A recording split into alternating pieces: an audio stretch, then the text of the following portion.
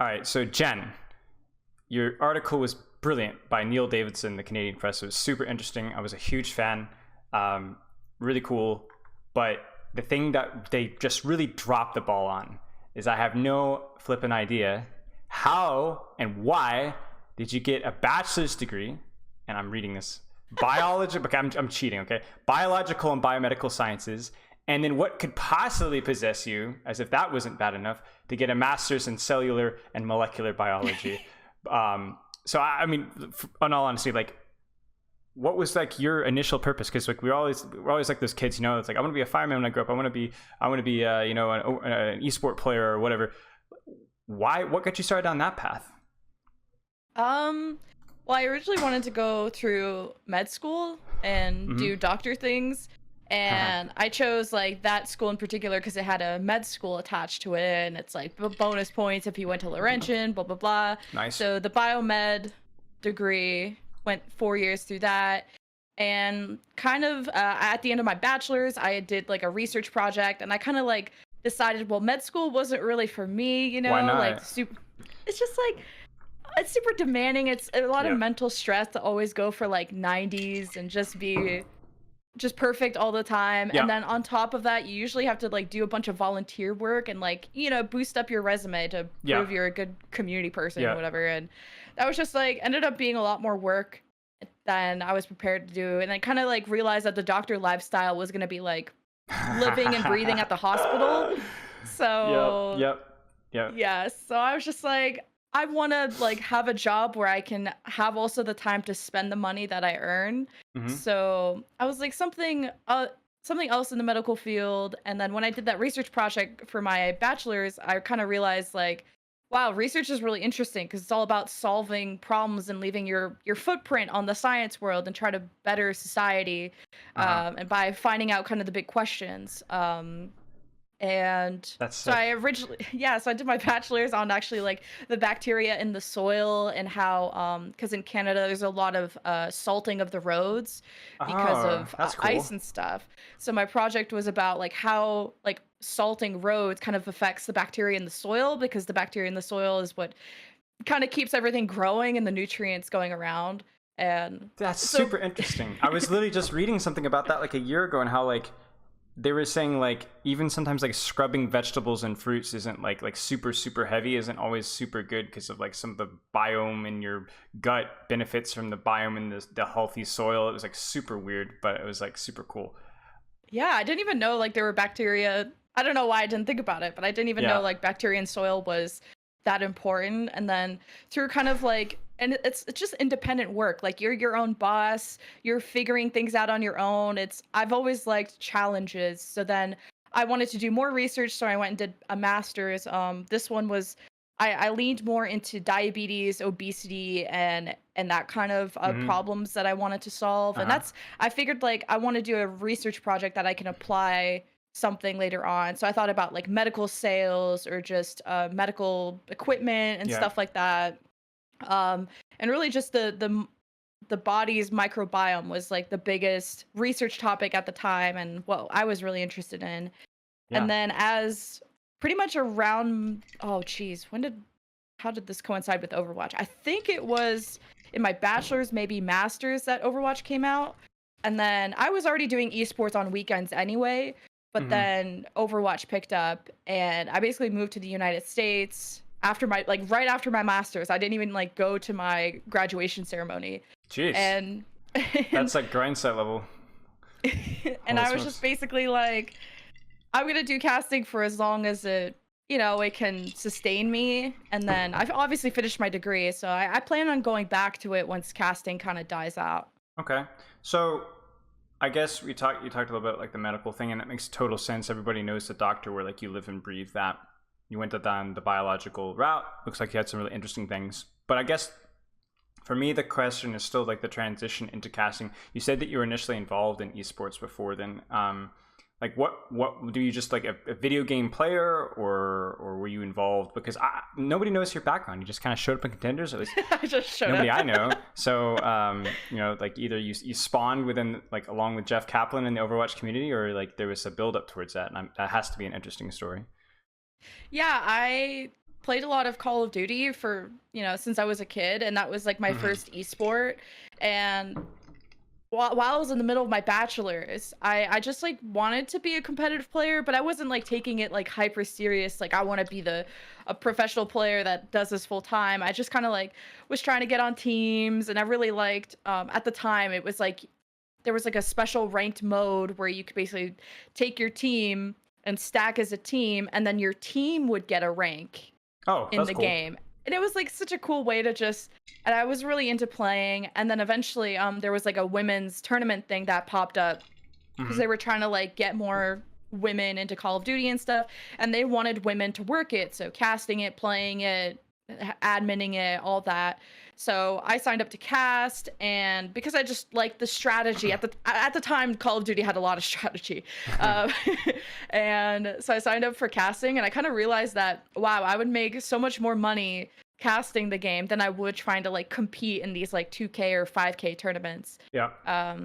Do you think that's because of like demand, or is it just there aren't a lot of people that have that skill set that you need to have a good casting capability?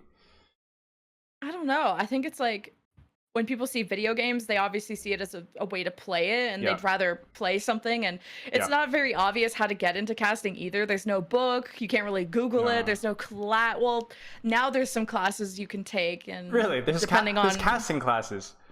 Like I guess like the traditional broadcast thing. It's not like esports casting. I see. Because like Landon, for example, Landon from Call of Duty, he did like a whole broadcast degree, and there's some people who have that kind of background. Cool. But it's not very obvious, so I think there's some like roadblocks to figuring out how to get into the gig. But interesting. Yeah, I kind of did that, and I did Call of Duty for like a bunch of years, like probably 4 or 5 something years, and then Overwatch came out, and I transitioned to that because COD has like a new game every year, and it's very stressful to just like learn a new game every year. Yep. And it's just completely different, not what you originally signed up for, No. So you're saying you were to blame for the slow content cycle in Overwatch?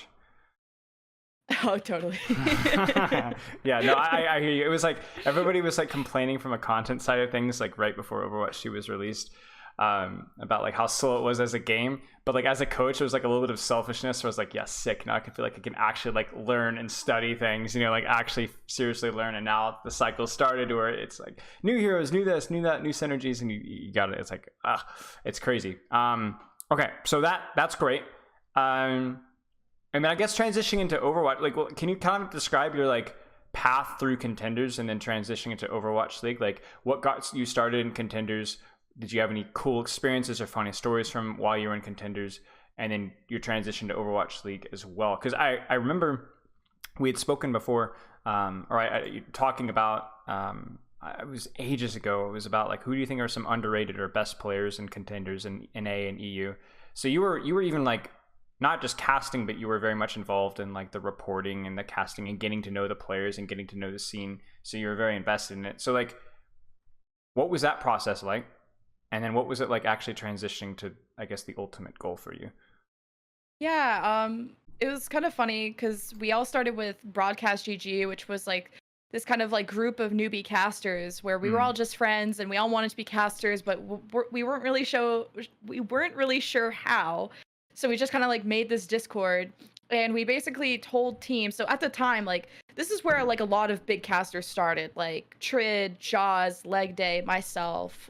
Pretty much any Contenders caster has gone through that. And we started at the time where we were just like telling teams that we would record scrims for them in exchange for us being able to use the footage to practice cast. So we had like a good relationship with teams kind of doing that. Because they got free VOD records and we got nice. Like, that's actually really smart. You see, I don't know these things at all. I don't think like a lot of people know these things. They're like, do you just show up and cast and then you go home, or like, how do you even practice? How did you start? That's fascinating. Yeah, so we just like had these recorded scrim VODs. Now they weren't amazing because observing Overwatch is very difficult, but it was like free cam and just kind of getting used to completing a sentence and then giving it off to someone else and figuring out like, do you want to do play-by-play? Do you want to do color? Or who do you want to cast with? There's like a lot of beginner stuff there. And then eventually we, for some reason, Broadcast GG got to do the first like broadcasts for Open Division. And that's all free. So it's like free broadcast experience, and all got used to like what's a call time, how to look into the camera, like dressing for broadcast, studying for broadcast, and then Open Division to trials. And then eventually when you were good enough and committed enough, my first region was Contenders South America. Wow. Yeah, which was a long time ago. I think 2018, 2019. Yeah, that hasn't been around for a while. But that community was so fucking nice to us. Like, we were all super new, and we don't know anything about anything South American related, and they were just so welcoming and gave us so much information. The players were very accessible, so we could like ask them questions and kind of exchange that feedback. And then, I think it was Contenders South America, then Contenders China and Korea, I think were my next two regions. So then that went from like normal o'clock to fuck o'clock, where I'm up at like 3-4 a.m. and shit. And yeah, yikes, that's brutal. I coached a little bit in Australia, and it was the same kind of thing. It was like I had a job at the time too. It was like you get up at 3 o'clock and then you work until 10, and it's just like, it kills me, man. It sucks. It was hard. And then also just casting the game in a different the game's like sounds are not the ones you're used to. Like the voice lines sound different. That's right. The voice lines. I don't even know what the Chinese was it Chinese contenders as well? Is it like Chinese voice lines? Yeah. I don't think I've actually heard those. It was really hard because even the voice actors are different. So you kind of have to relearn the game of just what does the self-destruct sound like? Because a lot of casting has to do with like sound cues and stuff, Yeah. So exactly. That was like a whole thing, along with just trying to have a personality at 5 o'clock in the morning. Not a morning person. That shit was hard. That doesn't even count as a morning person. That's like morning before morning person. That's like next level difficulty. Yikes. That's insane. Yeah. And then in China was super hard to cast, and like, shout out to Kenobi and like other people who are still going through it or went through it more than I did. But this was before 222 log, so it was like 5 DPS 1 support, or like 4 DPS 2 support, and it was like a fucking crazy meta because China was like all over the place when it came to their meta specifically. Right. And it's every like the homegrown year Shengdu mentality, basically. Exactly. And every year the players change their usernames for some reason. So you can't even build like a good history log on a lot of people because they just for some reason change their tags. And then you're not sure if they're the same person. Yeah. You can't talk to the players either because they're like only speaking Chinese, or they're only speaking Korean. Yeah. Or they don't have Twitter. They have like Weibo or whatever the fuck. And then that has to be hard because you were talking about in your article is like how you like try to like do dig research and find more personality little tidbits and then use that, but like that must have been so hard with that community because like you said, you don't speak the language, you don't know the players that well. It's hard to communicate with the players. You might not even know the players' backgrounds whatsoever outside of anything you can dig up on Wikipedia. How did you deal with that? Did you just kind of focus on the gameplay and just do as best as you can with that, or were there other storylines that you could kind of, I guess, milk from that situation? Yeah, dude, that whole region was just a blur for me. Like, there was just, you had to only study basically the strats that they had. So like I keep a log of basically like every comp that a team has run on like every map, and then I would like compile like map statistics and comp trends, like when they would swap to this hero, like under what circumstances, and like just general notes. And I just had to make all my narratives just strat focused. Yeah. And because sometimes you would have like cool community members that would translate or like would be able to go find like those Weibo posts or whatever social media post, come to Twitter, translate it for us, and then we were able to kind of use those as sources. Right. But and then you try to have like a backlog of whatever other team someone has been on, so you can like at least depend on their previous results. But it was definitely hard to not have like any conversation with them, and sometimes there would be like a coach that could help, or we could, we'd message the coach and the coach would try to figure out like Google Translate, and then we would try to have something there. Yeah, but that's a cool idea. It was tough. Yeah. I mean, I guess in a way it kind of like isolates an aspect of casting so that you're able to train. If you don't have to worry about creating storylines, then you can just focus on strategy, then maybe in some way it can actually improve your strategy if you're just focusing on that one aspect. It's like isolation training accidentally. Yeah. Okay, so then you finish, you go with Korean, you go with Chinese contenders. What was the next step for you? How long did you last at that before you like imploded internally?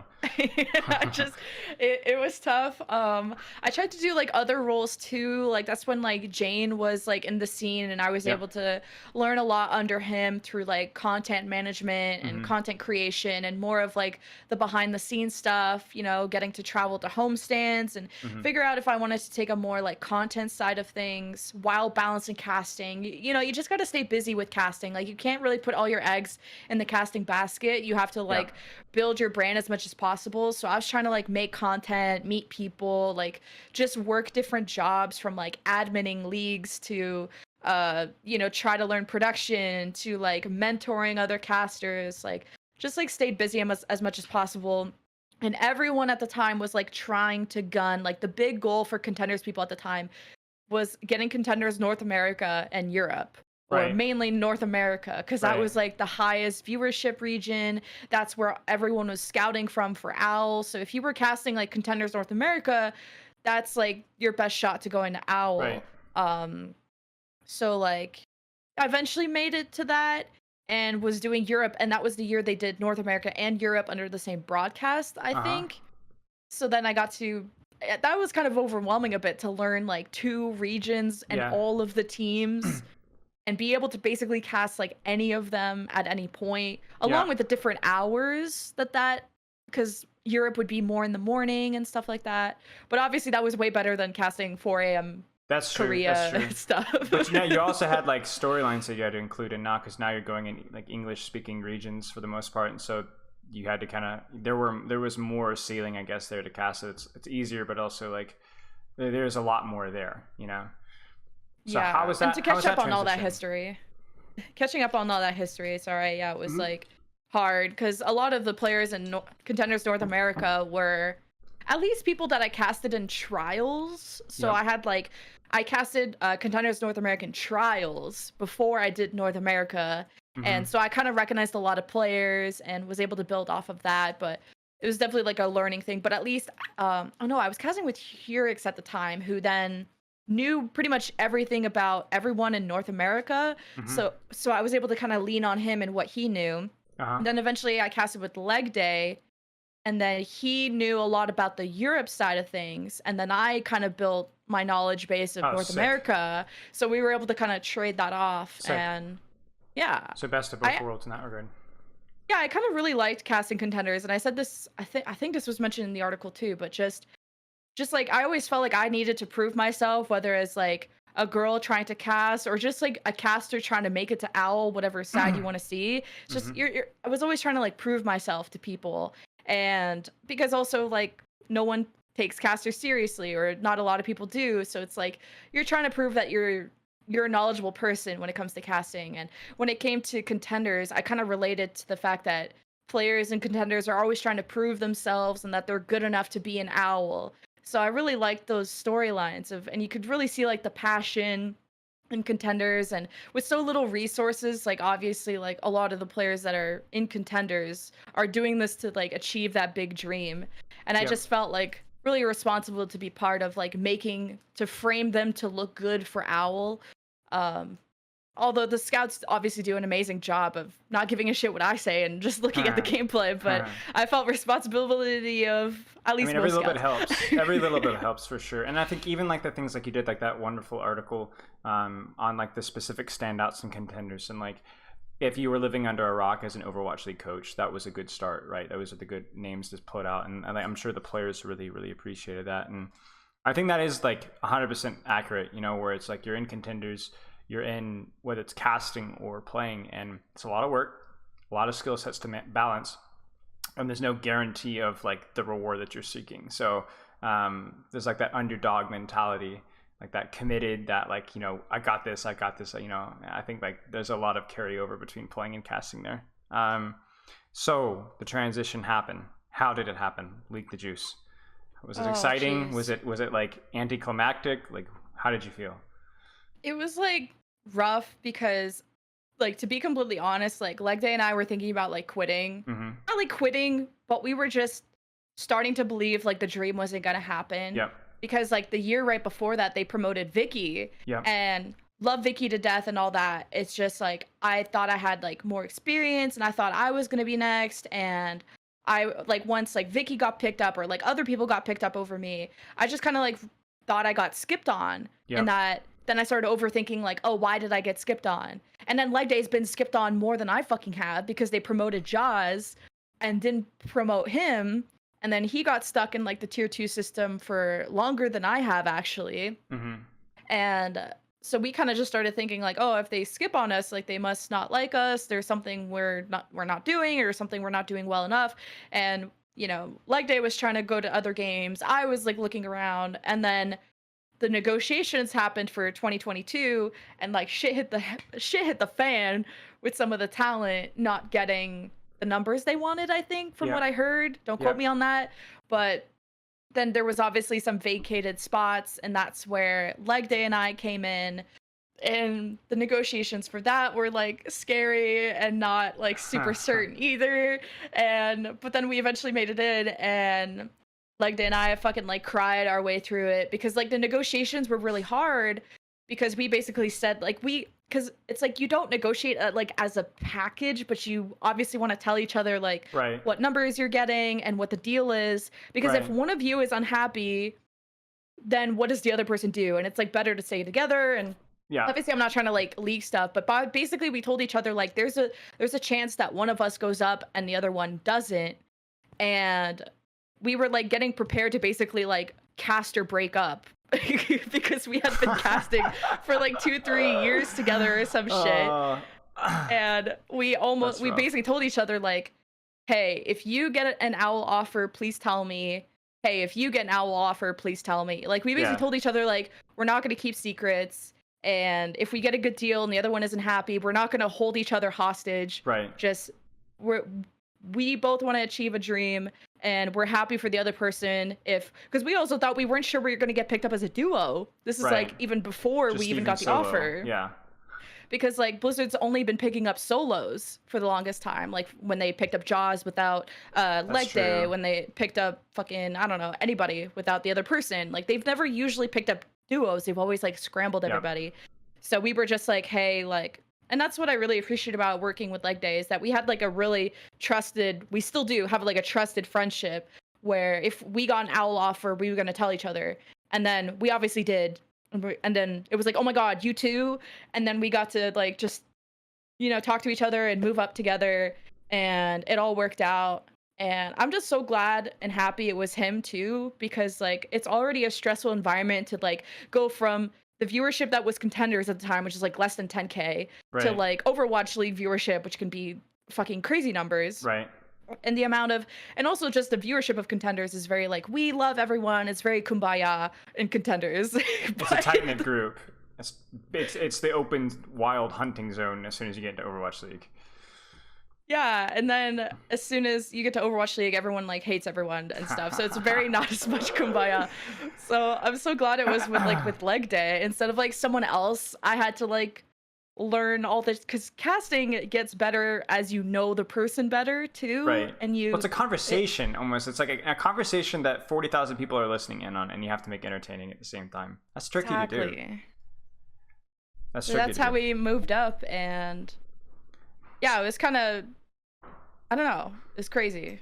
Yeah, it sounds crazy. So transitioning from Contenders to Overwatch League, obviously the viewership and the game moves faster and all this sort of things happen. But what were some of the big things that maybe aren't so obvious in terms of problems or good things or bad things about casting in Overwatch League as opposed to Contenders? I think the most, like, negative thing, which, like, I knew was going to come with the territory, is just, like, a lot of harassment and stuff. Like, people kind of, like, see casters as these, like, hyper big celebrities, and whenever people, like, see celebrities, they always feel like the need to, like, bring them down a notch and feel like they're these just figures that aren't people, and they don't have to talk to them like people. And so like kind of that harassment until I got to like talk to people. And I think that's kind of why I started streaming too, is that people just saw like my casting persona or just saw me as like someone on broadcast and not as like a person. Yep. So when I started streaming, I was able to like be myself and talk people, not face to face, but you know what I mean? Like more one-on-one. And that got people to like get to know me and that's a good idea, build like, and yeah, you just kind of build like a nice community of people that are want to support you more, and so then you can like filter out your social media and stuff. Yeah, that becomes a necessity. That's like the first thing I tell any player in Overwatch League is like, it doesn't matter if you're literally proper and you play amazing. Proper as at the season at least half a dozen times, and competitive Overwatch or Twitter has gotten like flamed to an unbelievable amount. He's the best there is right now. So like, it doesn't matter whether you're good, whether you're bad, whether you're average. If I lose a game, well, what is Spilo doing, man? These guys don't even look like coordinated at all. And then, you know, if we win a game, oh man, it's just this. We have a coaching staff gift. You know what I'm saying? It's like, it's rough, you know. And I think, like you said, people put us on pedestals as celebrities, but in a way, like, it's a pretty small community still. You know, we're still very accessible. You know, my Twitter messages technically are open, you know what I'm saying, as are yours. So it's like, if you're an ugly or a mean person, you have the tools to really voice your opinion in a very visible way, and that could be difficult to deal with. And I kind of got that like coaching perspective too. Like when the McGravy incident happened, I messaged like McGravy and just kind of like talked about all of that, and just like the weird, because another negative thing about casting is that you can't be just a normal fan anymore. I can't just like go on Twitter and be like, my favorite player in the world is proper, or like, I absolutely fucking can't stand Spilo and his team. Like I can't like do that anymore, you know? What do you mean you can't do that anymore? Is that implying that happened before? No. Hang on a second, man. Yeah, that's hilarious. So like, I can't like have my own opinions because it's like the word influencer is like super cringe and I hate to use it, but it's actually really accurate because there's a lot of people who just are brain empty and just basically, if they see a caster or player say something, they basically follow that opinion. So if I say like, this player is fucking trash, then a lot of the like people either that like me just because, oh, they want to just follow me because they like me and they want to have that opinion too, or they'll be like, oh, this caster said it and they're a respected person in the community, so it must be true. Yeah. So it's like saying a bad word in front of like a toddler. You're like, oh no, don't say that, don't say that, don't say that. I shouldn't have said that. Don't say that, please. Yeah. Exactly. So it's like, it's an awkward gray area where you want to be because about being a brand is about being relatable and being a normal person and having opinions, because as a person, a brand, you're gonna have your opinions out on the fucking internet. But while being a broadcast person, you can't exactly broadcast all of your opinions, especially the negative ones, or at least you need to like weigh those very fucking carefully. So the hard part of being a caster is actually just like trying to balance like the hyper professional, like everything I say matters and reflects on me and may like influence many people to think this way also, but then you also want to be a normal person that has opinions, that wants to tweet about the game that you love just as much as everyone else, you just happen to be on camera for. And so then I got to talk to McGravy about just like that, kind of explain to coaches like, hey, like it's really hard for us to like tweet things while okay, so we only tweet positive things. If we tweet negative things, are we just fucking witch hunting you, or are we just bullying you on main? Right. And then like, then I got to understand like the coach's perspective of like, man, it fucking sucks to have like fans like rail on you all the time, especially after a loss, and like go after you on like personal levels. But then what really like pissed coaches off is when casters would do it, because it's like, oh, fans, like you can dismiss them, whatever, you can filter out your notifications, whatever. But when like a big prominent person like a caster would be like, oh, like Spilo and London Spitfire are dog shit or whatever, then it's like it has much more of an impact. So it was like a cool understanding that we had of like, he got to understand like, hey, as casters, we're like normal fans too, and we're trying to like just be real with people, but then we understand that we're also have a responsibility of not tarnishing your name because people will just listen to us. So it's a cool understanding. It's weird because I remember like one of the first things I learned with content creation is that you want to be as genuine as you possibly can. You want to find people that enjoy your personality, enjoy like who you are, and all the great and creative and fun things about you kind of come out. But then, like you said, it's that balance. It's like you want to be genuine, but you also have to be like, sometimes there's things that like I can't be genuine about everything, because sometimes the negative genuine things can be kind of harmful and like you said, amplified in a negative way. I remember, I won't say who or when, but there was a time past where I disagreed with a well-known Overwatch figure on something, and I got lambasted on Twitter by the Overwatch figure, and I still think I was right, but that's just beside the point. But oh my gosh, my Twitter notifications for the next 24 hours. I was like harassed. Thankfully, no like death threats. I don't think it was that serious. But dude, people were on my case for ages on that kind of stuff. And the thing is, I don't even necessarily blame the person for doing that. There was just a disagreement on something. But like you said, it's tricky. It's like, can I just never be negative? Is that just never allowed? Like, even if it feels like, yeah, I don't know. I mean, like you said, it's a really, really tricky balance, because a lot of the times, sometimes those negative storylines are also like super entertaining and super eye-catching and super discussion oriented. Like if I went into Overwatch, competitive Overwatch, and I was like, who is the best Overwatch player this season? Excuse me, I gotta sneeze. Wait, no, I don't have to sneeze. I hate that. Okay, that would bring a lot of engagement, right? But what if I went into competitive Overwatch subreddit and I was like, who is the worst Overwatch League player this season? Man, that would get so many more eyes. People would click that so much faster. So it's like, for you, if you're trying to build a brand, you're trying to build engagement as a caster, or even trying to create a storyline, people engage more in negativity. That's just like the nature of the game. I don't know if it's weird. I don't know if it's human nature, if it's just everybody's so used to the positivity that negativity stands out more. But like, I feel you. Like it's a crazy dichotomy to have to try and balance. Yeah, and I think like my biggest lesson on how I should really watch what I tweet actually came from like a tier 2 incident where, what was that like catfish player that like came out and was like a girl. It was a second and win. Like, it was Ellie, I think.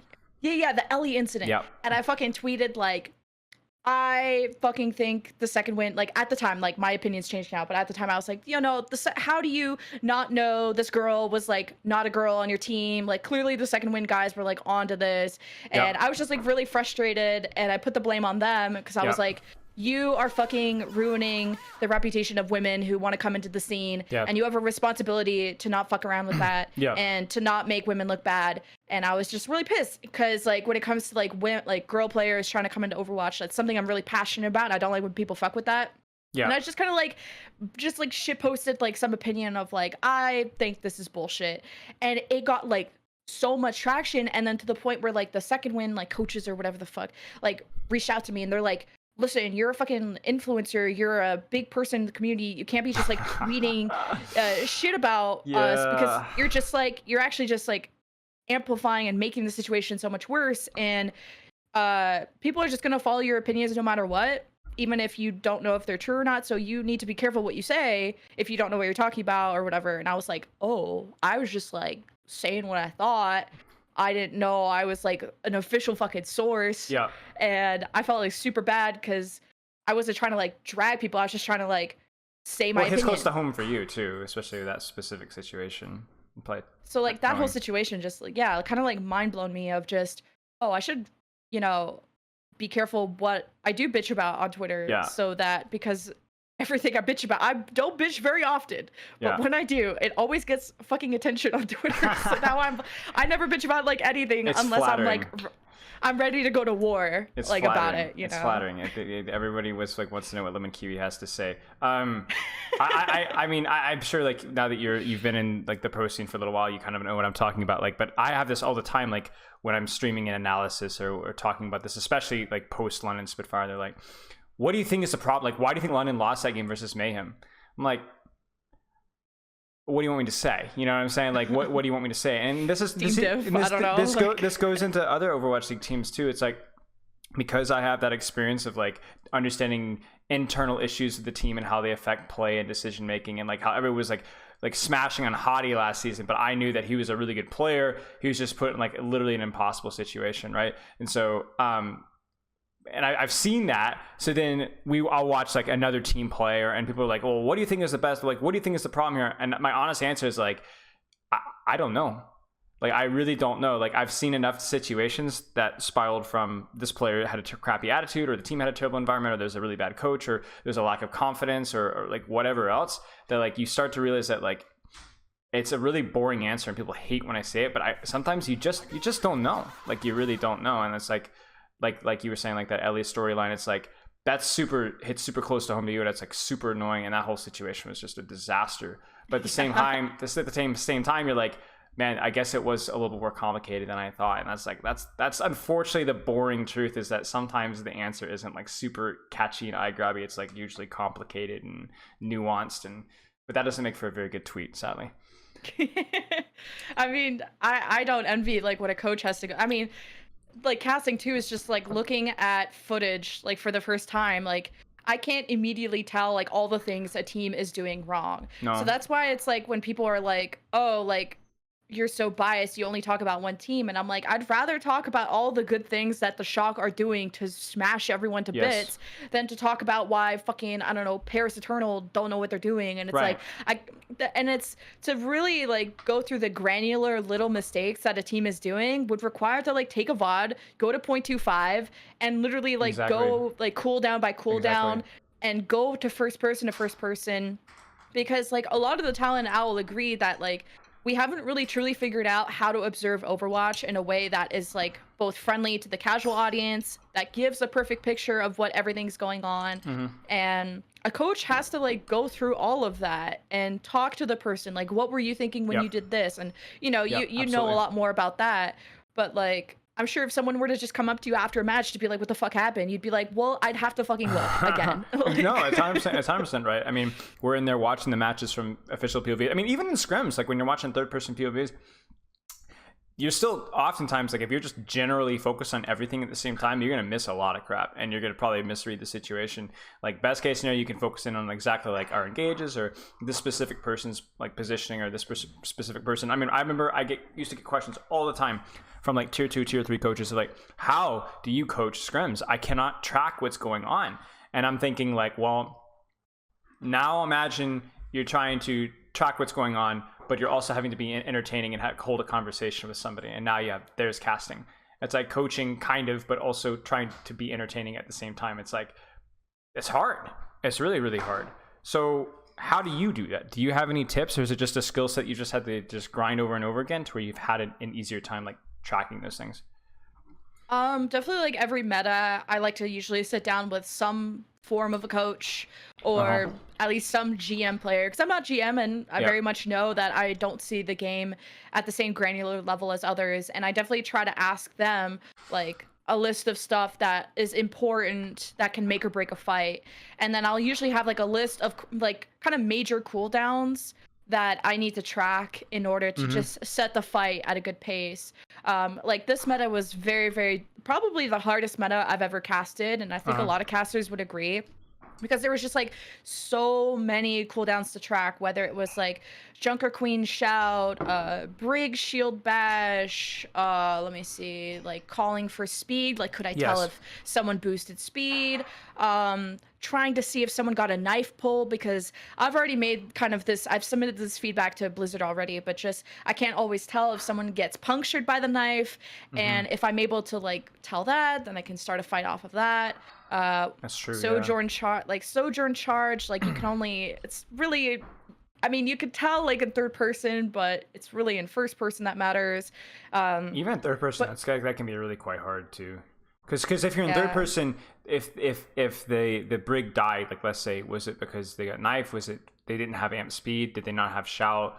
Or did the brig not have bash? You can't tell that from third person, you know? Yeah. So it's like it could be so many things, you know?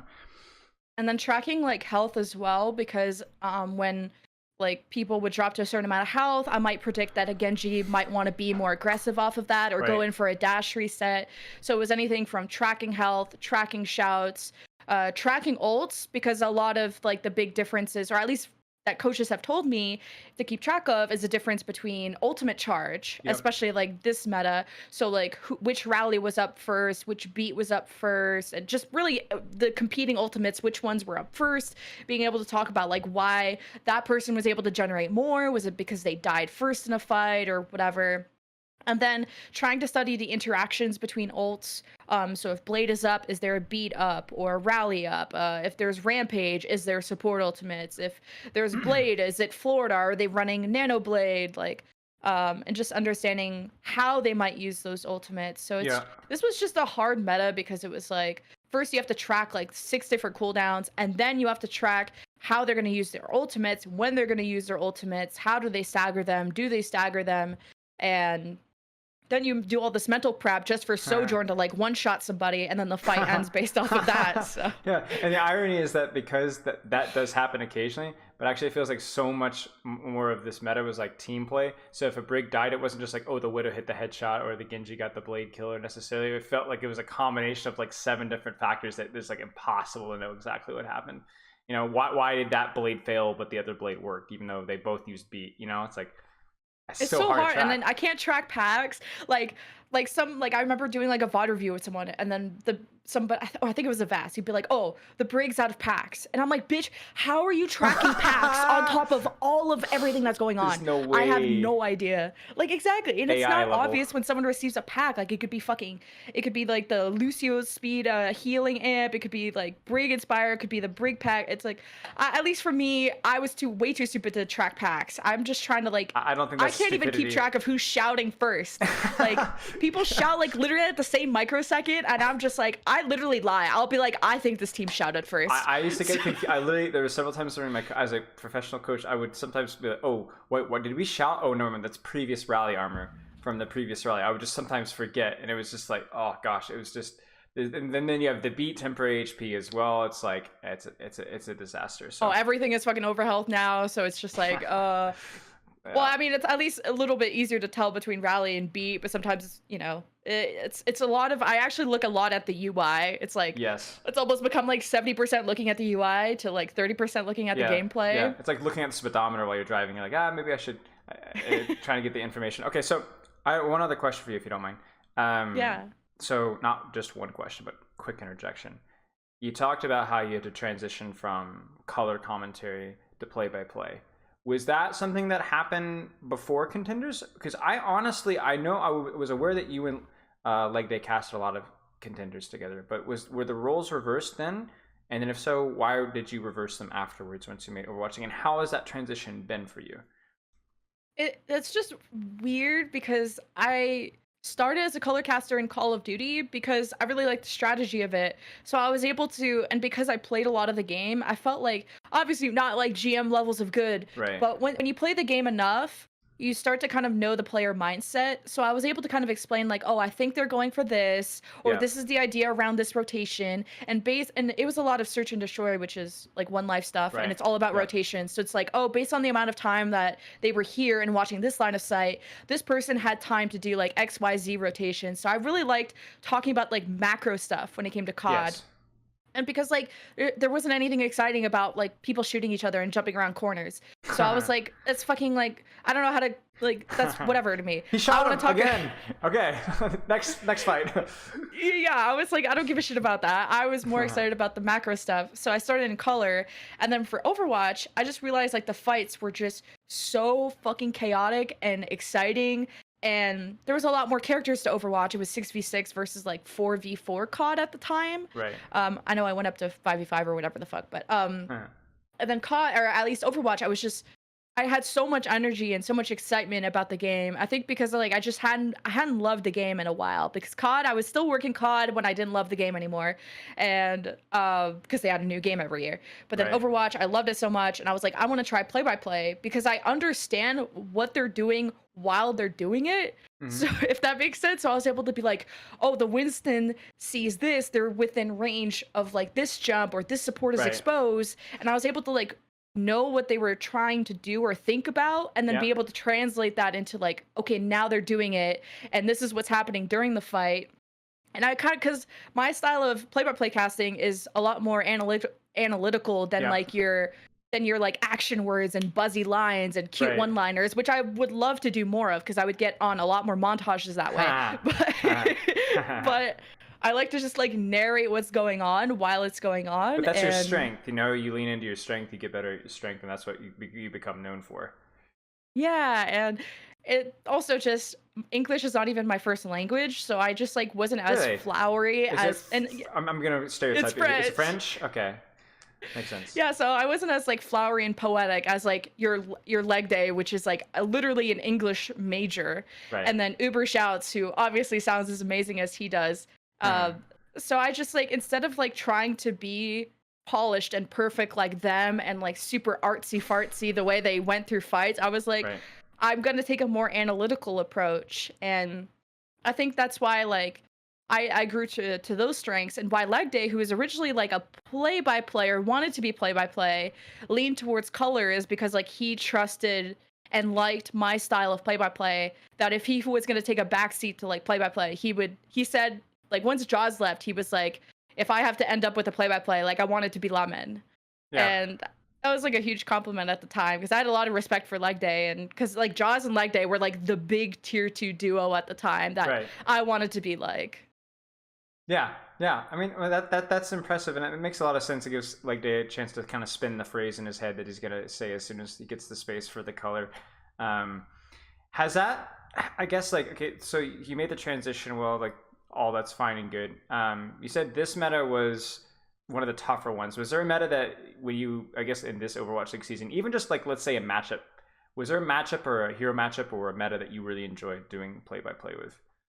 Just literally the meta right before this one was like the best Overwatch meta there ever was. Or I don't know. Maybe I haven't been around as long as everyone else has, but that was the best one. Because what I liked was that every team had an identity. Like there wasn't like one composition that ruled them all. You would have like your teams that were good at Winston. You had your APAC teams. A lot of APAC teams were like better at ball for some reason, but like you know, they had your ball teams, your Winston teams, your random Doomfist teams like fucking Houston, and everyone had their own take. Then you had London, who was like the random rush team. So it was like so addicts. Cool. It was I mean, I've casted Hottie for ages, and I knew like he was gonna absolutely bang on that. And you know, a lot of the London guys, like I casted them on those heroes, and I was like one of the few people. I mean, everyone who casted contenders saw those players move up and were immediately like, this is their fucking jam. Like those are their best heroes, or like I've seen them pop off on this before. Watch this happen. And that's why I think like doing those like power rankings was so hard for me, because I was like, man, I know those players like absolutely slapped ass in contenders, but like you don't know what they're gonna be like against Overwatch League. No, it's hard too, because it's like so much of it is like extenuating circumstances too. Like we've seen some great players move up. I mean, I think Vancouver is like a perfect example of where like they had a lot of cool either returning or rookie talent, and you're like, man, what's going on with these guys, right? Like it happens, you know. It happens. Like the game is so much more complicated than just individual skill, and so I'm sure it's got to be hard for you. I mean, it's hard for me coaching. I'm like, man, I want these guys to succeed so bad. You know, they've worked so hard. You know, it's like such a big jump.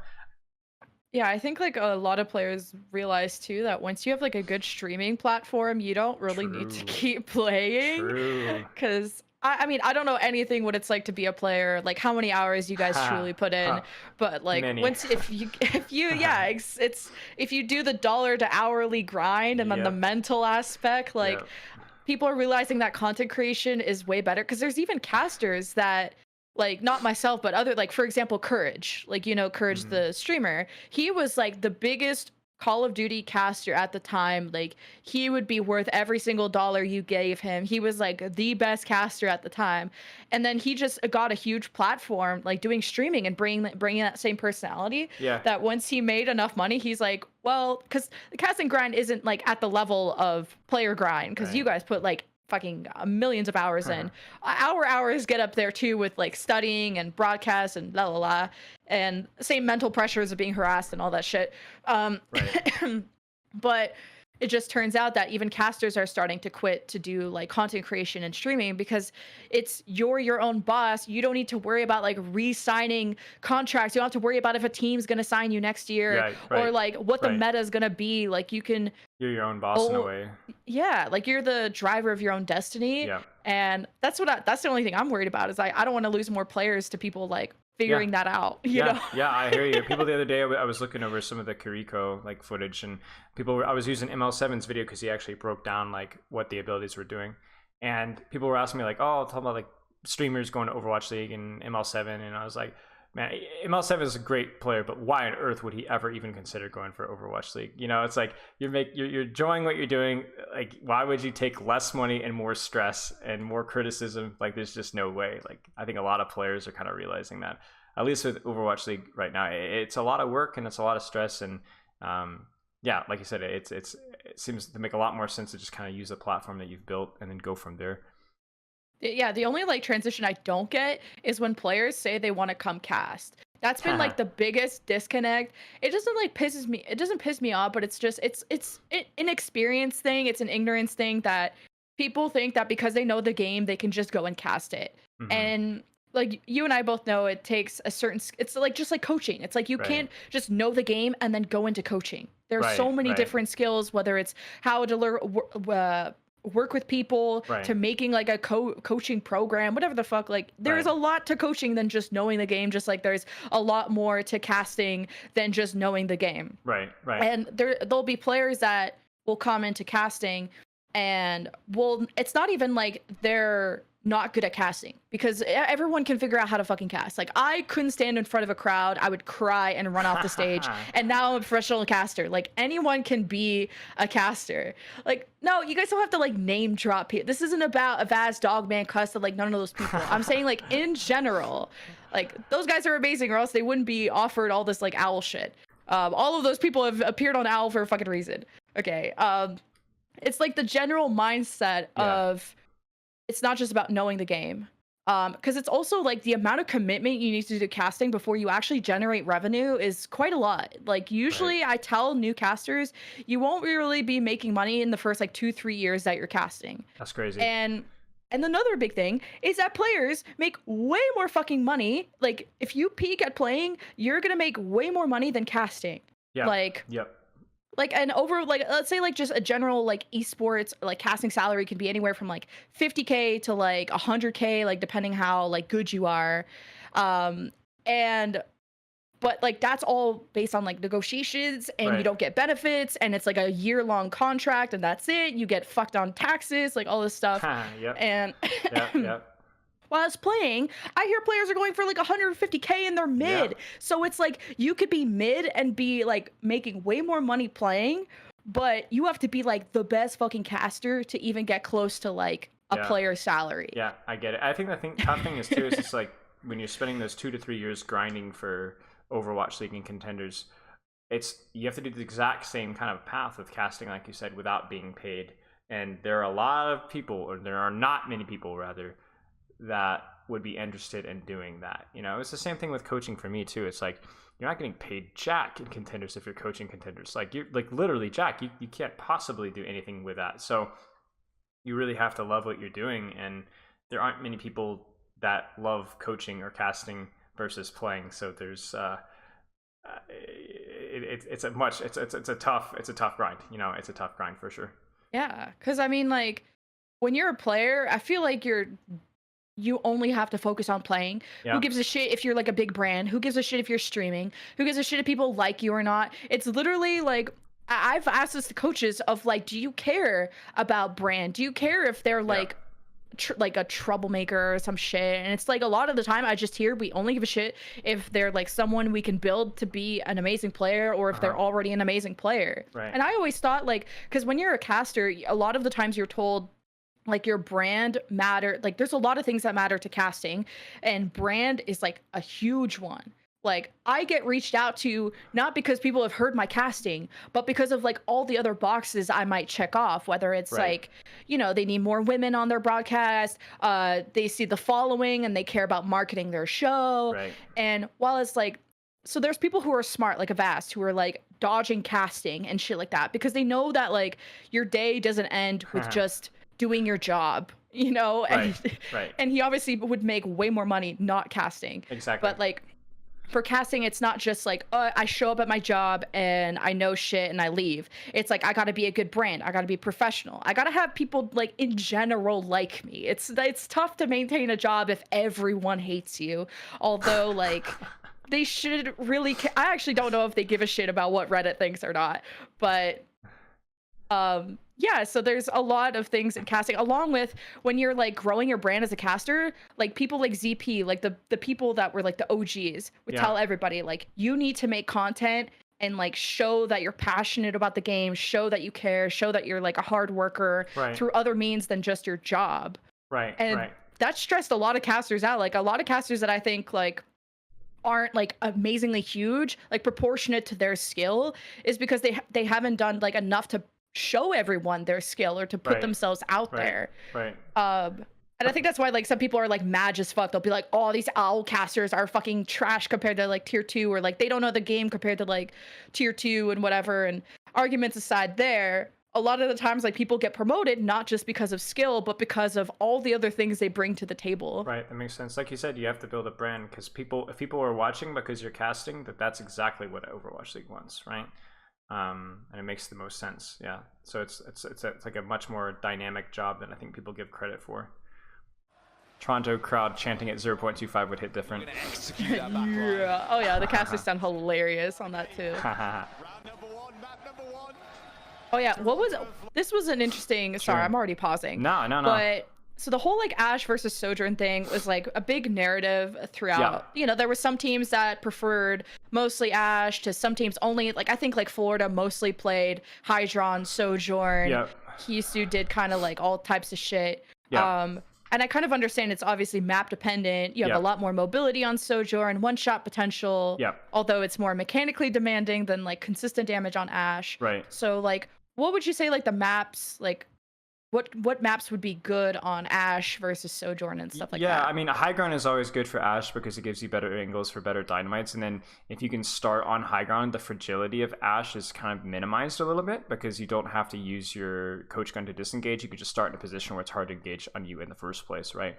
So that's like the obvious one, like you were saying, like, you know, the dynamites, the difficulty of hitting the right click. But honestly, like I could say like the two biggest things I can say is number one, it's just player comfort. Like both of them are relatively viable.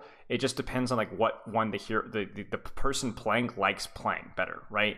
Hydron is cracked at Sojourn, so he's going to play Sojourn. He's just cracked at Ashe, so he's going to play Ashe. I think both of the heroes are viable, so it just depends on what they want to play. The other thing I will like little detail I'd add is that like initially I was certain that Ashe was something that we would want to try. I remember early on our London scrims, but like there was a lot of like skepticism because the impression is that if you like shout engage and you get your Genji on top of an Ashe, the Ashe has a really hard time dealing with that because as she's disengaging, unlike a Sojourn, she's not really doing a lot of damage. Like she can mash mouse 1, but that's just so much less damage than a Sojourn during that same window of time. So I think a lot of the teams that were running Ashe successfully were able to kind of create more space / peel for their Ashe better so that they were able to like capitalize off of that higher damage, if that makes any sense. Yeah, because definitely like just who you chose between Ashe and Sojourn mattered on maybe who your Genji was going to go after more. 100%. Like, and how you distance there, and sometimes they play like more reactively, like all the different Genji styles were so interesting. I tried asking coaches about like their Genji styles of like, do you go after the other Genji, do you just play it from front to back and focus Junker Queen first, or do you just like hyper flank and go after Brig? And obviously no coaches ever told me anything ever, but it was something I tried to keep note on during the matches as well. I mean, I could tell you that like a lot of it is just going to depend on the ult situation. So like if we're looking to kind of disengage fight, having your Genji go for the enemy Ashe or Sojourn is essentially suicide because he's going to be left behind. So he's gonna they're gonna peel him off and then he's gonna die. So if you're looking to like play to disengage, like let's say Toronto Defiant rolls out and they're like, okay, we've got beat rally and the enemy team has beat rally and blade, right? So although what might want to try and do there is not go for the enemy Sojourn, but because we're playing to like kite out their blade and then match with their supports, is he's going to try and deny that enemy Genji from engaging. So that's where you'd see the Genji focus. Whereas if we were to like go aggressively, like let's say we have beat and they have nothing, as we're beating in, I'm going for their Ashe or their Sojourn 100%, because that's the squishy that I want to kill, or their Brig in that instance as well. A lot of it also depends on like the fight setup here too. Like I imagine on this point, you probably see people going more for the hit scan because it's so tight. So the hit scans are so much more accessible. But like in more open maps where like Hisu might be playing a little bit further back, it might be hard to engage on him consistently. So I think it's definitely a playstyle thing, for sure. But it's also it really every team had, I think, different playstyles even within different maps based off of like the ult situation, I think. So I was always worried on Koth, and let me know what you think here. But Sure. Obviously, like you said, like player comfortability is kind of that at like number one most of the time. Yeah.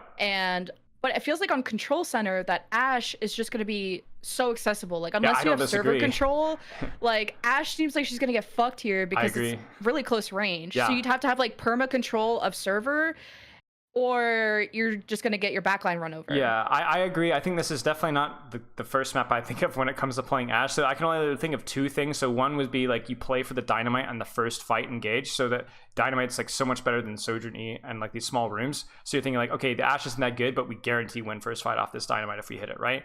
The other thing that's probably more likely is that Toronto, I mean, we'll have to see, but there's a chance that Hisu ends up using coast side, which if you could set there up with like a Lucio and like have your Genji mark their Genji, having your Ashe on coast side is probably not too bad of a sightline for the Ashe. So I'm curious to see like what Toronto does with Dynamite first fight, and then if Hisu ends up setting up on coast. Those would be my first two guesses. And my last question before I finally unpause this goddamn video is, I feel like Lucio's have been really freaking aggro this meta, because I always thought they were just like a kind of a human taxi to the Junker Queen and maybe the Genji, like they kind of go between there. But sometimes I'm seeing like people like Chorong just come up and just slap the backline like by themselves, and I'm just like, not like what are you doing? Like this is a wrong thing to do, but I'm like, if you lose your Lucio, like that's kind of a speed seems like such an important utility.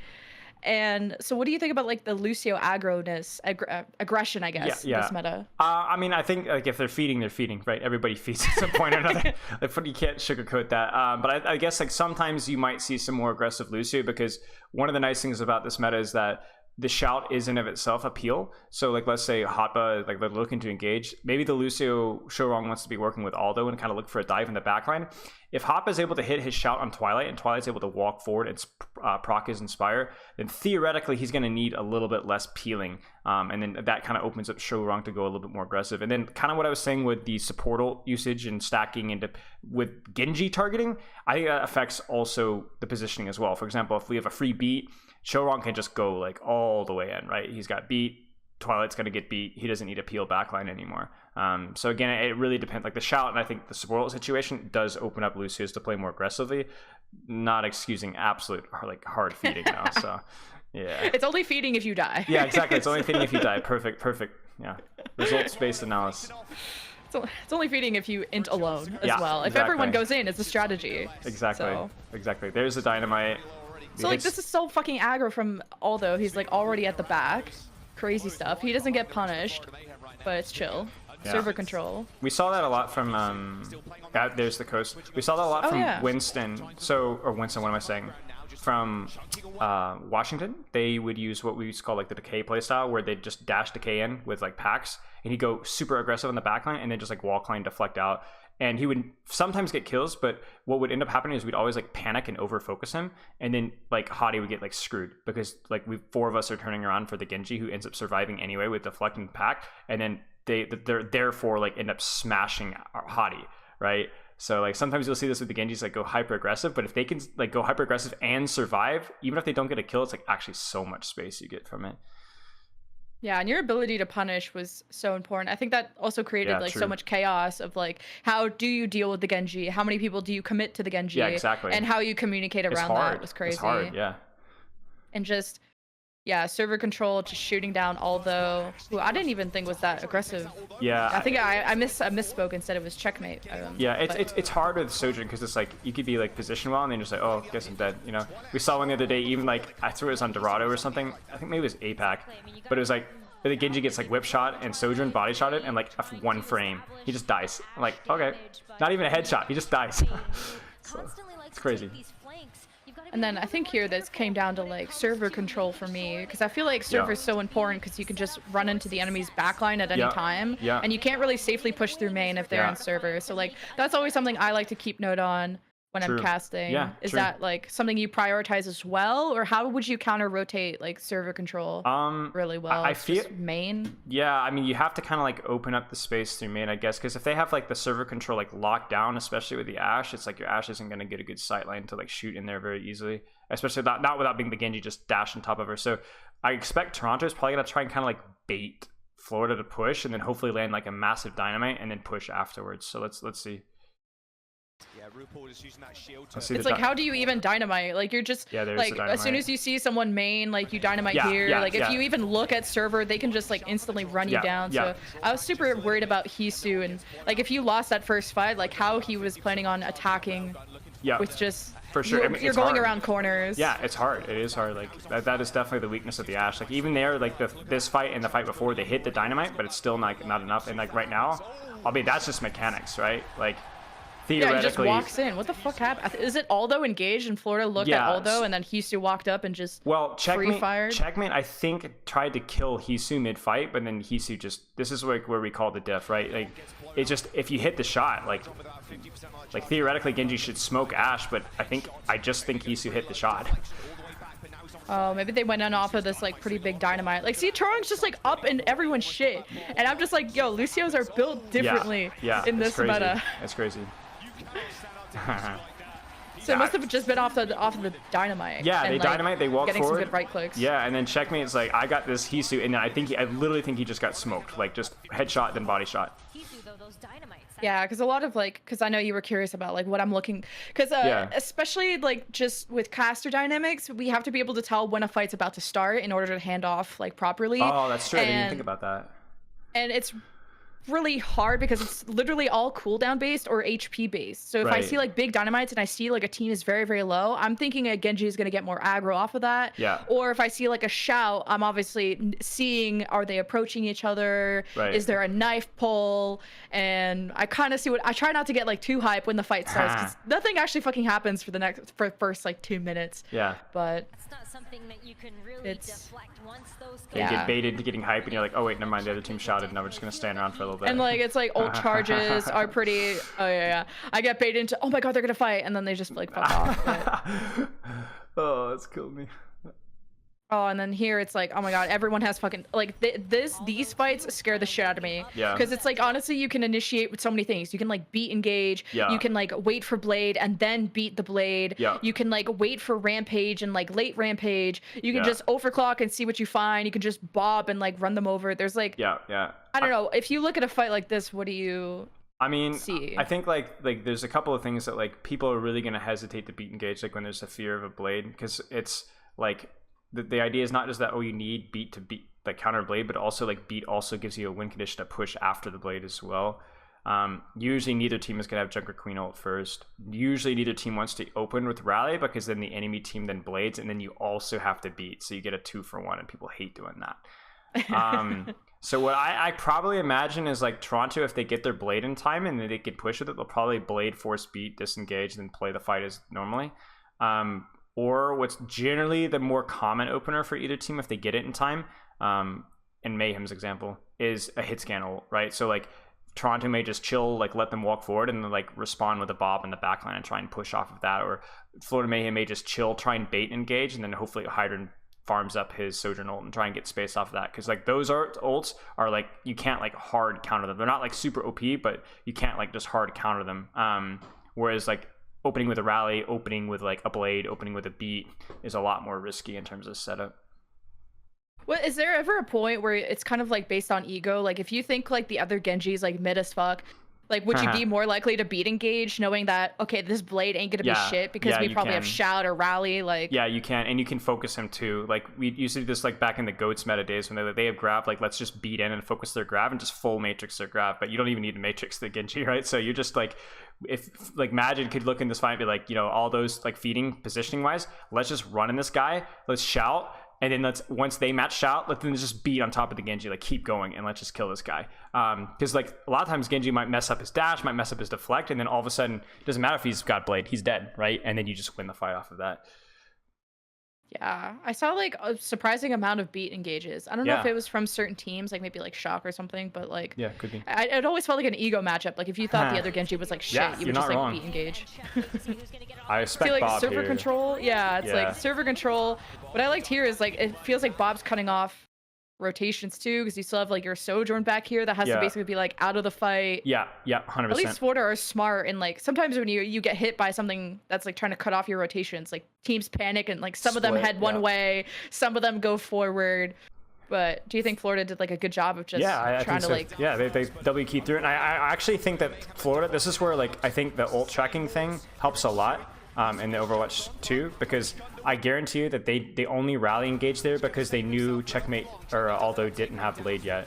And the only reason they knew that Aldo didn't have Blade yet is because they can look at stats. And they're like, our Genji's at 85. Their Genji has done about the same amount of damage, therefore their Genji is probably around 85 too. So if we rally engage, we're not just gonna like Blade on top of us, you know what I'm saying?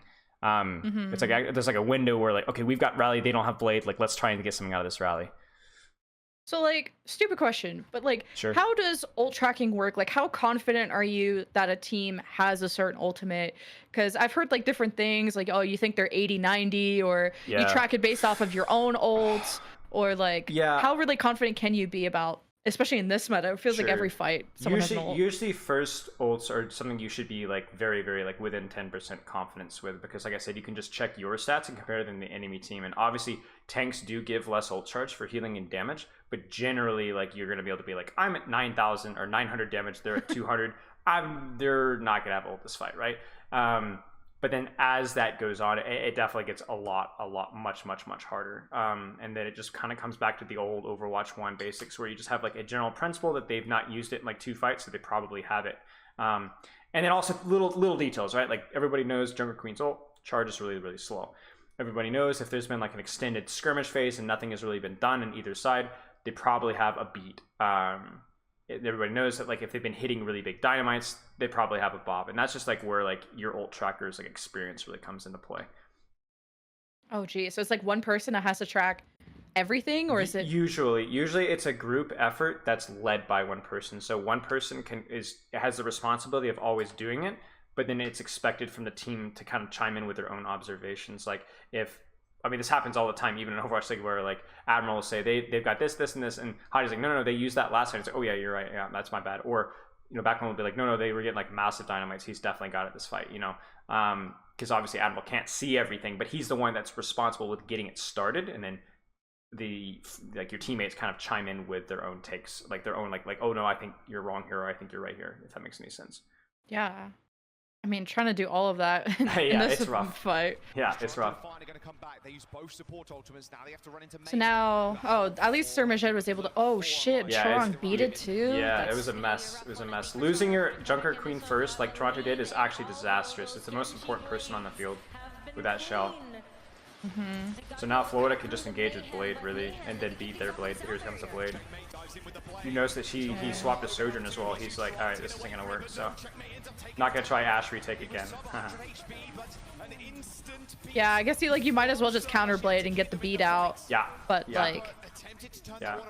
that Junker, and at least he did it at the same time too, because it's like if you would have waited until like most of your team is dead, then Majed maybe would have been like, oh, we've won this fight. I probably don't need to beat. Exactly. It's the shout too, because if they get that shout back again too, then sometimes like that's another tool that you can use to survive a Blade as well. So it's like if you've seen Florida use shout and like you said, just use it. Maybe you guys can get a touch and win it out. Who knows? I mean, honestly, you just use ults because it's like 90% now, so... The reason why I didn't like this meta as much was it's visually confusing, but I think also as well, like, you look at these situations now, or like the previous fight, I mean, the previous fight, like not even this one here, but the one before, I don't think, I think as soon as Toronto lost Hotba and then committed both support ults and lost, the map was over. Like it really was like 90% over. Because with this meta, like the ults, there isn't like a lot of like clutch pop-off potential outside of like Sojourn one-shot or like a Genji kill. So if you mess up your ult economy, you're done. It's over. And that, to me, is like, I like that consistency as a coach, but as a viewer, having a little bit of like, ooh, they might clutch it, you know, that makes it more fun to watch, right? So it's like, it's tough. I felt like this meta, for Koth too, there's a lot of flips on the point. Yeah. It's very, very long and exhausting. Yeah, I can imagine. Get laryngitis just like listening. Because then I feel like in the previous metas, you could like defend better with certain comps, like your maze and shit. Yeah. Yeah, that's true. That's true. I always like really, I heard like different things about how to approach night market here. Sure. And I'm totally curious about your opinion. A lot of people like, from what I've noticed, and maybe Slash told me, is that like playing the point is actually pretty dog shit. You just like actually want to play either like away from the point, like around the point. Yeah. It's tricky. And then like this hallway, like yeah, it's tricky. So like some of the way the meta evolves like with night market is it's always getting to point first is great, but the problem with it is that when you're on point, your cover like is actually horrible. Yeah. So if you're in like where checkmate is right now, you're in that like little garden area, you could just like put so much pressure on their jungle queen or their backline, and they end up having to like back off of point by being on point early. So what happens a lot of the time is that teams will meet up kind of on main here. But then even if you consider like where someone is right now, like let's say Toronto were to rotate in through Mega where Aldo is. If they did that, then theoretically Florida is going to be kind of out in the open, whereas Toronto is going to be under a little bit more cover. And so then Florida's going to take more damage. So it's like, I mean, it's tricky, right? It's like there's like darn if you do, darn if you don't. Like there's no real like perfect way of looking at it. I think what Florida's doing is like a good general opener and then kind of trying to respond to like what the enemy team is going to do as best as you can. I'm curious where Toronto's going. They look like they're going coast. Yeah, it's interesting that like some teams will opt for this like hallway to almost like have a more protective stance of just being in cover more. Yeah. But like Toronto are playing so split. I mean, they have Aldo over here, they have their Ashe over here, they have just bitches sitting main. So Florida are like, okay, we're just gonna run over this smaller stack front. Yeah, I think that also had to do with the TP as well. So Florida was there sooner. And also potentially the Ashe as well. Like Toronto's a little bit like they're scared for their Ashe, right? They don't want to get too aggressive too early. So do you just want to like if the other team's playing Ashe, you just don't want to have an extended poke phase? Like you'd rather run them down more often? Well, if you could, like not necessarily an extended poke phase, but if you can keep the Ashe in a like in a choke in a bad spot, then you can take it slow. But if that Ashe has space and is out in the open and popping your head, then yeah, you can't stay there for long. See, it's like everyone's like trying not to play point, and if you do, like you're just gonna get ass blasted like Hisu just did. 100%. And you can see like this is the weakness of Ashe, right? He doesn't die, but look at his positioning. He has to disengage with his coach gun, and now he's literally doing air, right? Like that's the Ashe weakness right there. He's just like out of the fight, or I don't know. He just like, I think Toronto just. Like, they obviously have to exchange poke, but, like, how long you kind of stay out in the open. Like, obviously having gardens, you have slightly better cover because you don't have to worry about getting booped off, you know? But, 100%. Like, Florida almost had a cool engage, and I still think they're going for one because Hisu kind of removed himself. I think he's going from... Oh, he's actually doing a roundabout. This is improvisation, I promise you. Oh, yeah. Oh, this is where he absolutely farms. I remember this. Yeah, that's just Hisu, Jeff, you know? That I can tell you is not coached. That's just improv. That's player improv. Yeah, that's player improv in the moment. He got cleared out, and then he's like, crap, this sucks. We're gonna lose the fight because I'm like out of the fight. So then like his mindset is like, I have to like make a clutch play here, and so he goes to the high risk, high reward play. Like I'm surprised Florida wasn't able to get more out of that 5v4 sooner, if that makes any sense. That's my real question there, I think. Yeah, I always thought it was like a player's intuition to know how to space yourself and how to basically counter rotate another enemy's position. Yeah, 100%. Because there's only so much you can like prep. Like, I don't know anything about coaching, but there's only so much you can prep for these fights of like, okay, we're gonna do A, B, C, D, and like, oh, we might have to switch C and B depending on Z and fucking, you know. But then you can't really teach a player like, oh, if you're within this distance of an Ashe player, like you need to go and do this. Like I feel like the player has to make its own decisions. And I think why like coaching matters a lot in Overwatch, but like the player has so much agency, and that's why it's like when a team sucks or like doesn't do well in one match, it's like fucking coaches, and it's like Overwatch is a lot of your own decision making. It feels like true, and a lot of coaching is like strategy and stuff, but it's also just like player mentality and like empowering players to kind of lead themselves better. Because like if Hisu isn't able to make that play or doesn't know to even think about making that play, it's not so much strategy, it's just like him as a player getting that agency to be able to pop off when he needs to. They're really looking forward to Florida Mayhem going through these. Yeah, see, like Toronto is like playing this tight. So do you just like play this hallway because you just like try not to get dynamited because it's maybe harder to dynamite this area? Yeah, it's like they're trying to like, I'm trying to how to explain it. They're basically thinking that if we just walk out of like a normal choke without trying to clear some space, maybe get an angle, like then we're gonna get like absolutely smoked by dynamite, kind of exactly like what you were saying. So I'm not necessarily agreeing with this rotate, but there's like a theory of like, okay, maybe they can like rotate on, catch the Ash, right? Like if they could, I mean, they might actually, I'm not even joking, might go to Toronto's spawn and then come out through their choke on that side, like to your very right of your screen. They might come out like rotate all the way around, even further to your like literally to Hisu's right. Yeah, they might flip all the way into Toronto's spawn and come out that way because they know if they do it with like amp speed or whatever, like we can make Hisu run away and like counter rotate, and that's our opportunity to push out of the choke, I guess.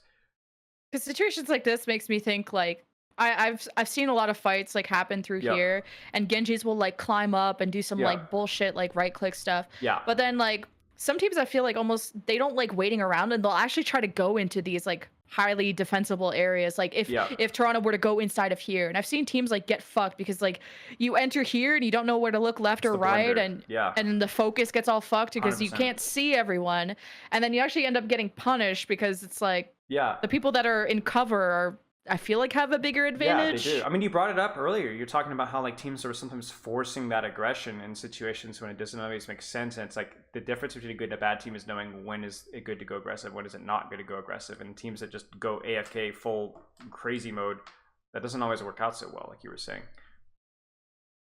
So sorry, let's see what they do. So it's like I'm curious if Toronto actually like go in here. I think they just like wait and bob them as soon as they come out. But yeah, I think so too. I think that's certainly the play.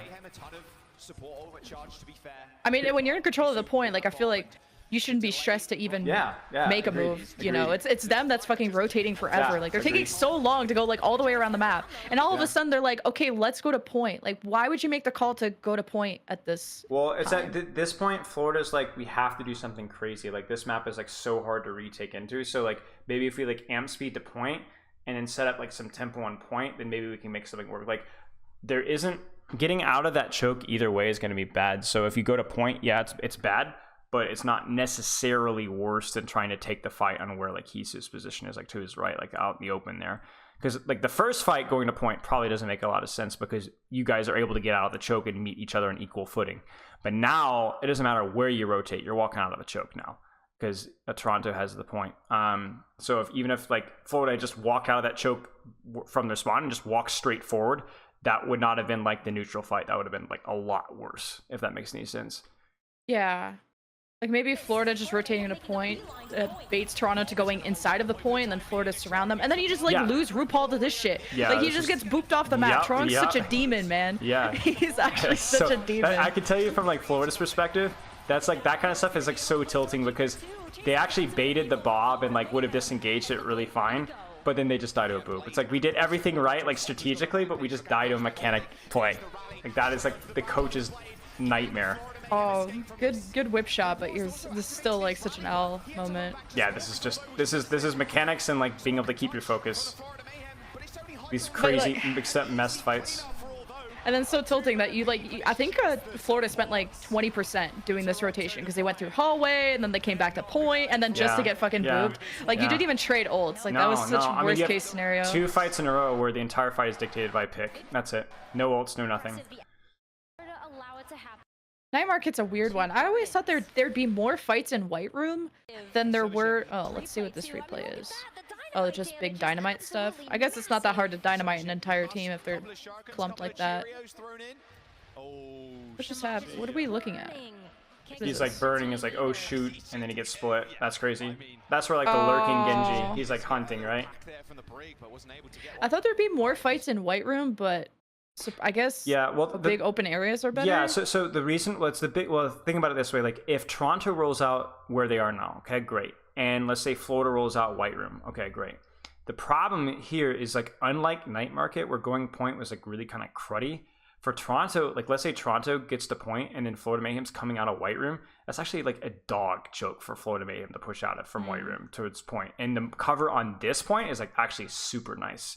So Toronto would be like, yeah, come on out of White Room. We beat you to point, and now we have the cover on point, and you don't. That's kind of like the strategy here. It's definitely rough playing out in the open, though.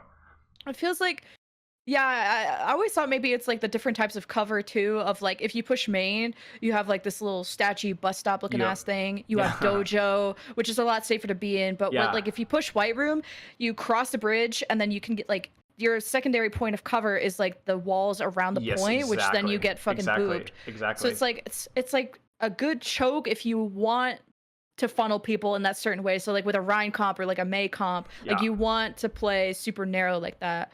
But I guess here, since you want more shorter points of cover, then main makes sense because of like this pillar and dojo. Can you imagine like Hisu getting an E on White Room as they're pushing on a point, you know? Like for like Mayhem would just get cooked. Like, or Dynamite as well, right? They just get cooked. And like you said, the boops as well, like the cover, like you were saying, on either side, outside of point. Like the Florida Mayhem's trying to hide off of point where they can get booped. Toronto's can hide on point where nothing can happen. The cover's great. Yeah, the cover on this point is really interesting because it's like it's owning like one half of the coin, and how you push past this half is interesting once they even go to point. But right now, everyone's just poking each other forever. These are the fights that are exhausting as fuck to watch because you're just like, okay, no one's low enough for the Genji to do anything. The shouts happened, and you're just kind of waiting for the hit scans to like do something. Yeah, exactly. I'm curious if that was like the decay thing. Can you go back like 10 seconds? Oh, sure. I'm curious to see like when he dashed in, like what Florida's response was. So both teams trade shout. He's gonna throw some shurikens. Like let's see like what Mayhem's response was. Brig turns around. Yeah, see that's kind of like you see how Brig Lucio turn around, and then all of a sudden Toronto like takes a 4v3 essentially. I mean he dies for it, but if you can get double kill for one, you'll take that. There's just like so many like little things happening of whether like so Hisu and Hydron are like dueling or you know just looking for picks on their charge, although in Checkmate are probably looking for RuPaul and Twilight positioning, and then keeping, because sometimes like randomly that aggression turns to the Junker Queen if she's not managing her resources properly, then she's like focused down more. So there's like a lot of I guess like health is a big thing. I try to keep track of. Yeah, it is. Right in your face like that. I mean, Twilight, Twilight and RuPaul both. So this is when they have to do the white rotate. So like, why go white here? Well, because it's kind of like Night Market actually, where like both teams roll out main because they can get out of the bridge or the choke before the enemy team gets there, right? But now the enemy team is set up, and if you try and go bridge now, you're gonna get cooked. There's like so many boops, and that corner is like so nasty. So then teams have to go white. It's like, it's actually second, like this point is like actually, and honestly, really a lot of Legion is like so rough to retake. Like it's like there's no good option to retake. I'm not even joking. There were like strategies with like May Goats and May Strats where we'd literally like wall across, or like we'd fake one side and then amp speed and pin across the other side and try and have your Lucio deny the enemy Lucio boo. Like there are legitimate like strategies that are just created just so teams can like find a way to retake this map because it's so unbelievably hard. That's probably like why Florida rotated forever on that market. Like, you have to come up with something creative because it's rough. I mean, this is still rough, but like, so do you have to use shout? Oh, it looks like they didn't have to use shout to cross. So that's nice. No, that's nice, yeah. But you see that either that like E just like completely cuts off the back line. Oh, there's your mechanics. So now it's just, it feels like such a DPS matchup where it's like the wall kind of like stops a lot of. And then you have like Genjis and how aggro they want to be over this wall, 100%. And Junker Queens just have to exist, you know, however difficult that is, you know.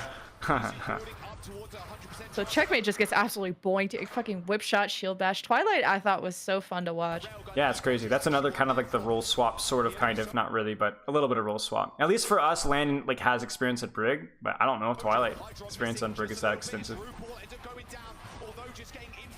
Damn, just Toronto's like always going after RuPaul here.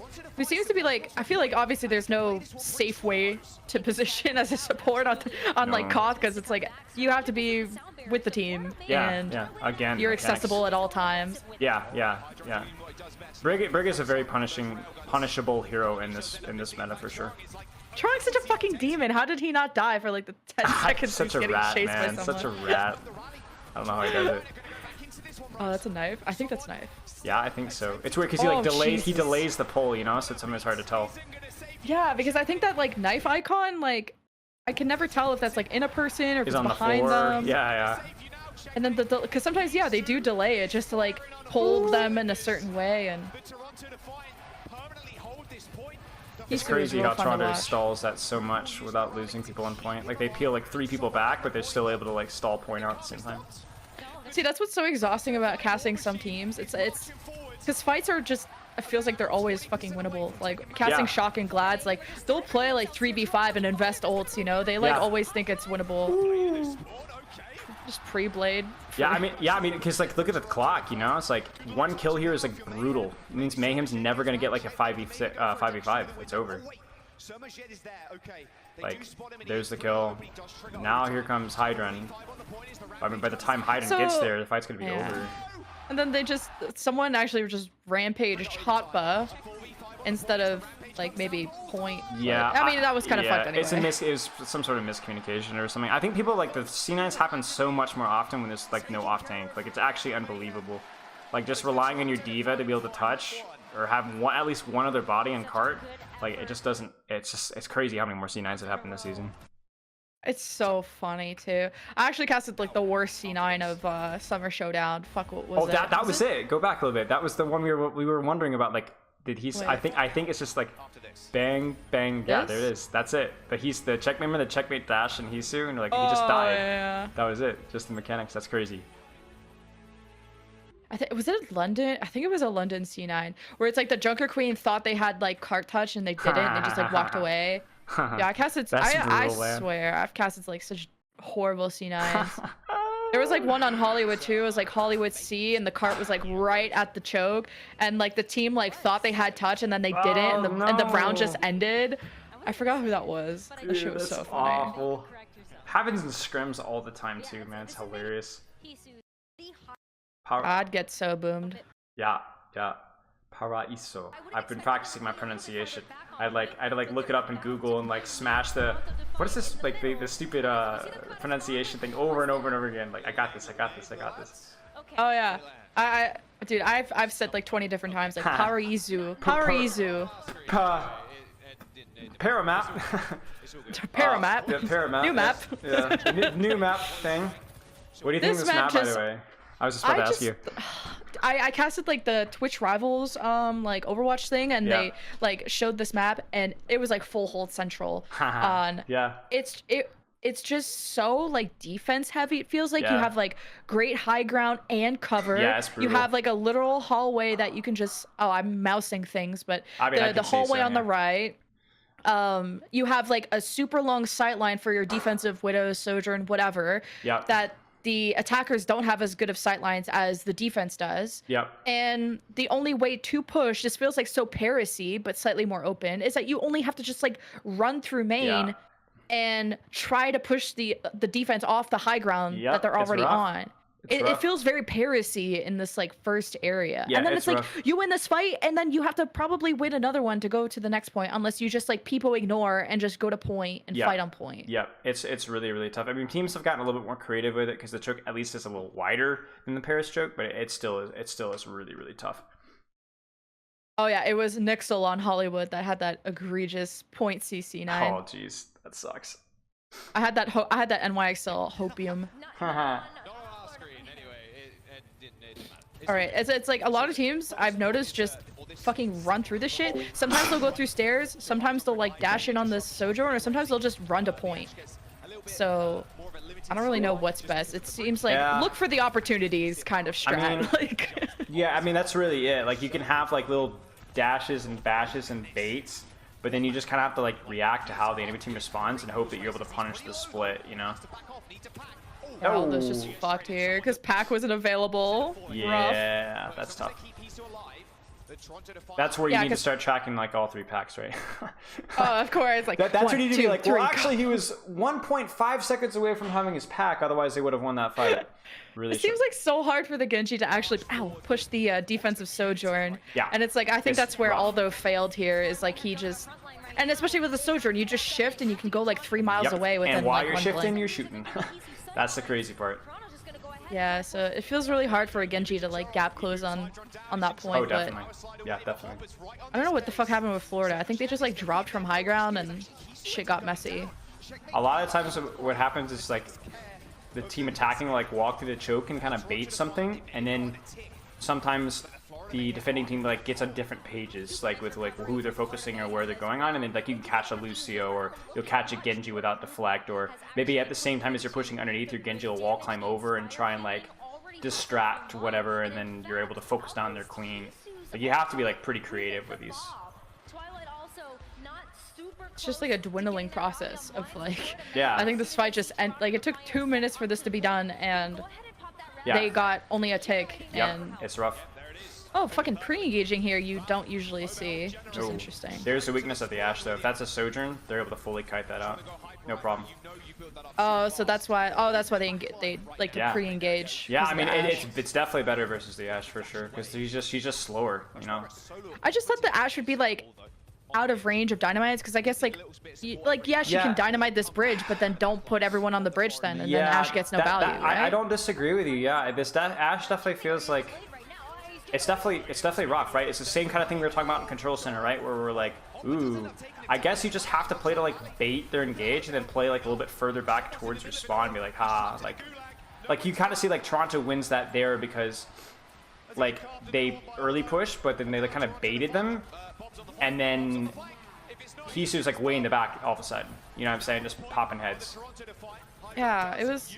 I mean, Florida have now done that 2 fights in a row of just like pre-engaging, and I mean, Checkmate just got heavy punished on his blade, and that's why I think like if you're gonna pre-engage like that, you have to know like the spacing so well. Yeah, exactly. And I wonder, like, was Hisu, like, when they pre-engaged, was Hisu with his team, or was he a little bit further back, like, just kind of baiting the engage, right? Because then if he's further back, they can engage, but they can't reach the Ashe, who they need to reach, right? That's the problem. But I'd have to look again. Oh, we can look again if you'd like. Here. Yeah.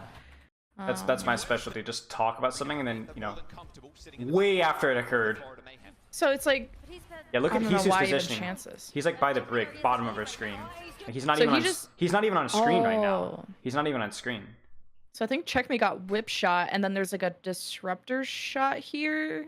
Oh no, that's Hydron's disruptor shot. Yeah, I don't know. Somebody must have. He gets whip shot in the air, and then he at least gets the one kill. It's an Ashe shot. It's an Ashe shot. He eats an Ashe shot.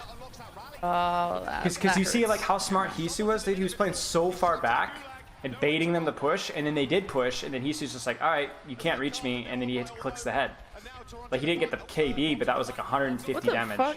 How the fuck do you even get this Bob over here? Oh, it just like came up the staircase or some shit? Like... Maybe, yeah. Maybe got loosely booped, I don't know. Or whip shot. Maybe. That happens sometimes. Did you see that one from, was it Fen? Who on Ilios, Lighthouse, where he like whipped the Bob, and the Bob path was diverted and went off the map? Oh, that happens sometimes. Yeah, those are really cool. Those are super I don't know. Cool. Yeah. Are those like even calculated, or is that just like? It's calculated random? On that map specifically, yeah. Oh. Because there's only a specific spot you can aim your Bob for it to like go in a point and not go off the map. So the brigs just mess with you. So the big brain play now is to miss it on purpose and let the enemy brig help you. Oh, gotcha. This part of the map is like so weird. So I've seen teams like hold like that high ground where someone is. I've seen teams just sit at the choke, like this is like King's Row from point to B, you know, choke. Yeah. And I've seen also teams like go through this whatever door like on this blue building and like come up around, just like basically go through and like come up on the enemy's defense or attackers high ground somehow. Yeah, there's been spawn camps in this too. This is like a super weird point. It's crazy. And there's different ways of doing it. It seems like a lot of teams like that greenhouse high ground. Yeah. But it seems like some teams also want to hold choke and force 2 fights, because if you only hold that corner, then I you just only think have kind Florida of one died fight. late. I guess I would be my guess that they're like I don't know if I get they weren't able to set up close in time. I mean, it looks like they might actually be trying to do it anyway here. Who knows? Yeah, they're just kind of like sit out in the open. Florida's got to bait some ults out here. Someone's just like so fucked. He's like on the opposite side of the road. Yeah. But okay, he goes on. Oh no, he's still kind of on this off angle. Yeah, Not sure if he's like drawing attention. Now he's just getting isolated. actually fucked. So it's like sometimes I don't know if they're baiting or if they're actually just in a bad position. I think this because is an I'm like actual surely, mistake. Yeah. like surely this is calculated, right? But yeah, I think like go back like 5 seconds. Look at all those positioning. I think Aldo accidentally isolates. all those like pressuring. Yeah, so like Aldo like clears their Brig and Genji, I think. So he's like here and he's like shooting shurikens, and then the Brig Genji disengage, and then someone's by himself. This is where like the communication is like so important, because if like someone doesn't like know that, then he's like cooked, you know? I suppose he doesn't just go after someone with that blade, because someone was like the lowest person. But Yeah, well, because he knows the beat, so he's thinking, you know, the Jax, right? Oh, did he Jax the beat? Yeah, he did. He did. Oh, shit. And the thing is with Ajax, like if you can get on top of the Lucio, you either Ajax or the Lucio doesn't beat and you win the fight anyway. It's rough. It's rough. And Poor Magid is Lucios, man. yeah, Magid is like a good player, but he's not a Lucio man. Like what is Magid supposed to do if he's this close and the blade is on top of him right now? Like You just chance that maybe your break's gonna get like a well, whip shot well, or something. The key thing is the fact that someone being isolated forced shout. So then Magid. So then they just bladed after. Right. So then Magid doesn't get shout to get his beat off. Like I promise you, Toronto's like they saw shout and they're like, let's just blade. We can Ajax this guy because he's not going to get shout. Because if Magic if they still have shout there, Magic gets shout, gets the beat off. It's fine.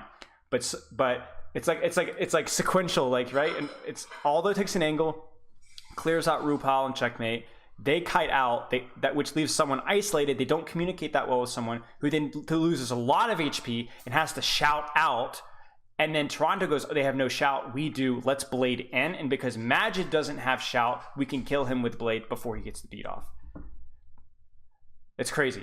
It's like all this stuff happens in like 10 seconds. Yeah, it's also just so intel heavy, like what you can see and how you position based on what you can see, and just obviously like playing that corner is the right play, but then not knowing that Genji's on top of you is exactly unfortunate. Exactly. Unfortunate timing. It's like the right idea, but the execution wasn't there, right? So.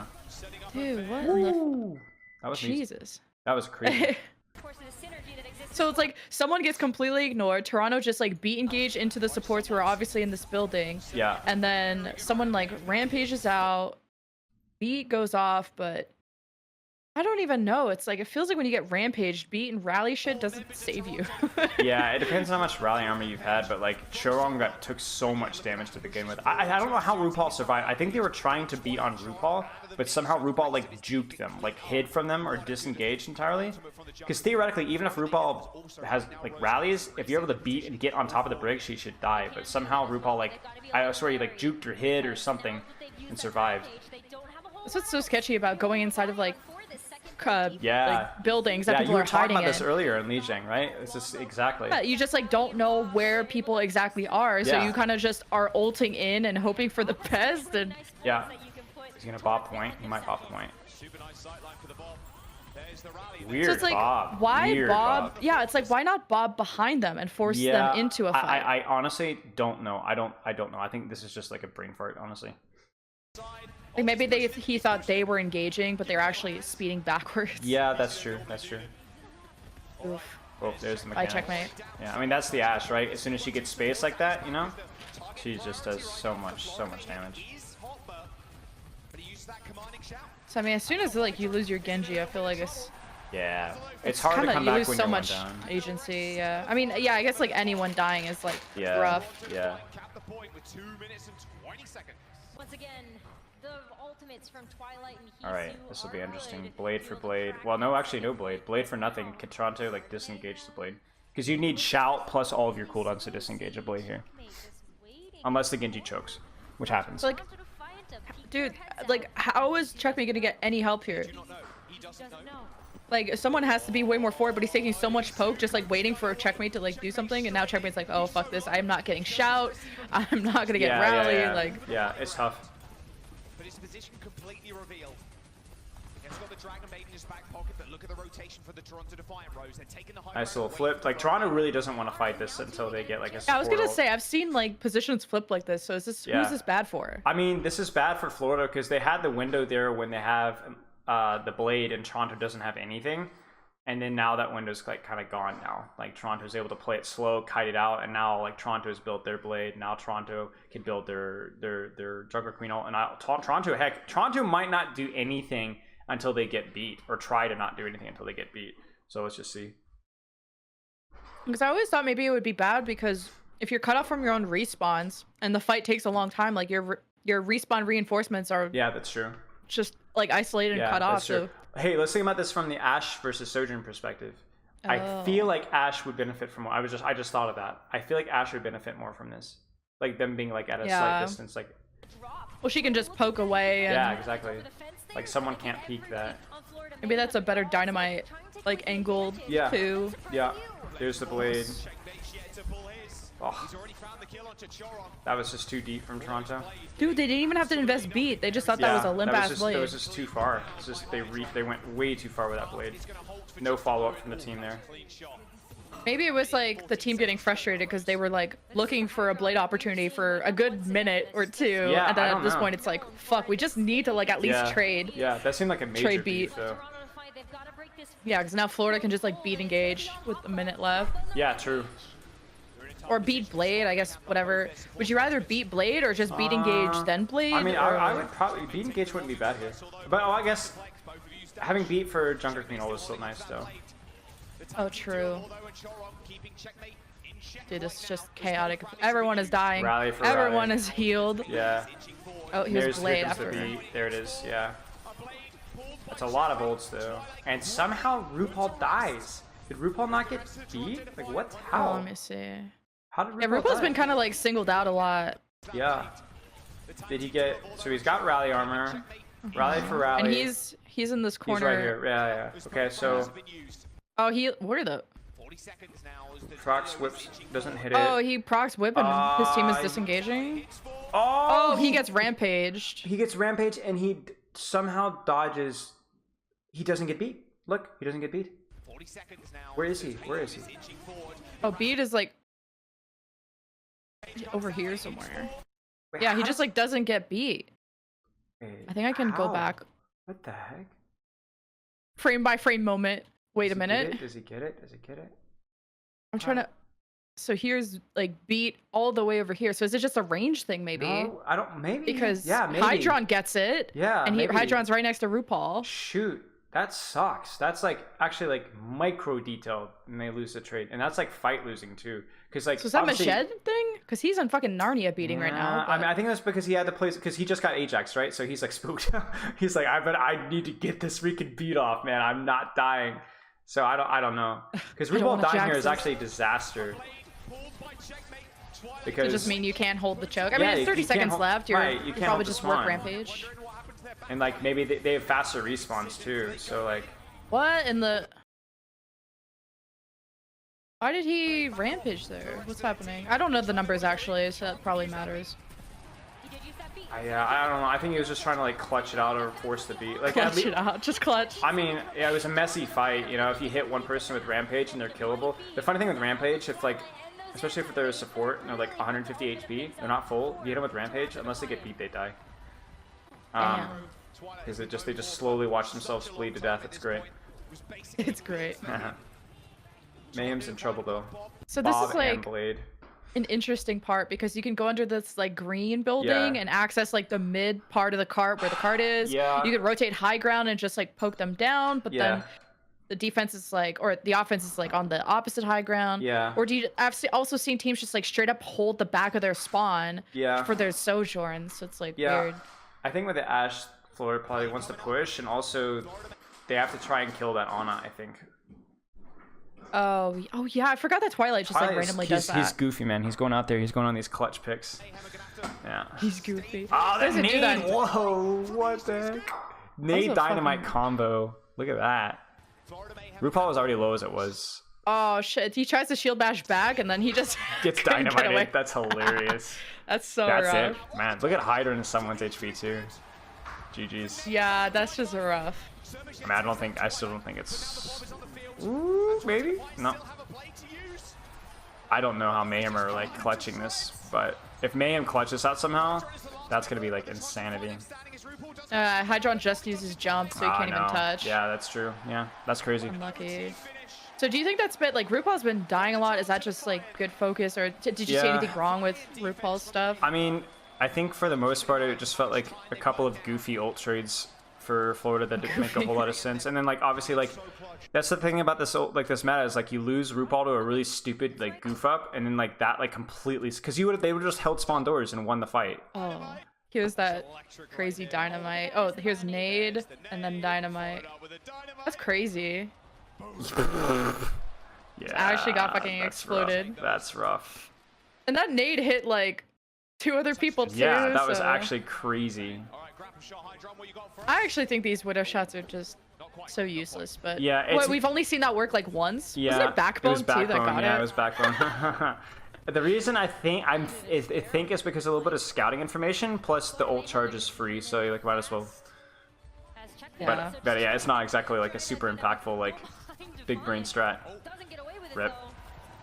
Or where they'll, like, double widow. They'll, like, do the first jump, wait a second, and then do the second jump. That is a little bit absurd, I will say. And it's like, as a caster, you always have to sit there because it's such a make or break moment that if you do get that widow shot, I feel like you just get folded this fight. So it's like I have to, like, entertain the 0.001 chance. Yeah, and it's technically happened too, which stupid Backbone, man. Stupid. We could have made fun of these people, but they've done it once, so now that's gonna guarantee the next 900, like 1,000 tries. They're like, oh well, maybe it could work. Yeah. So random. All those, like, where did Hydron go?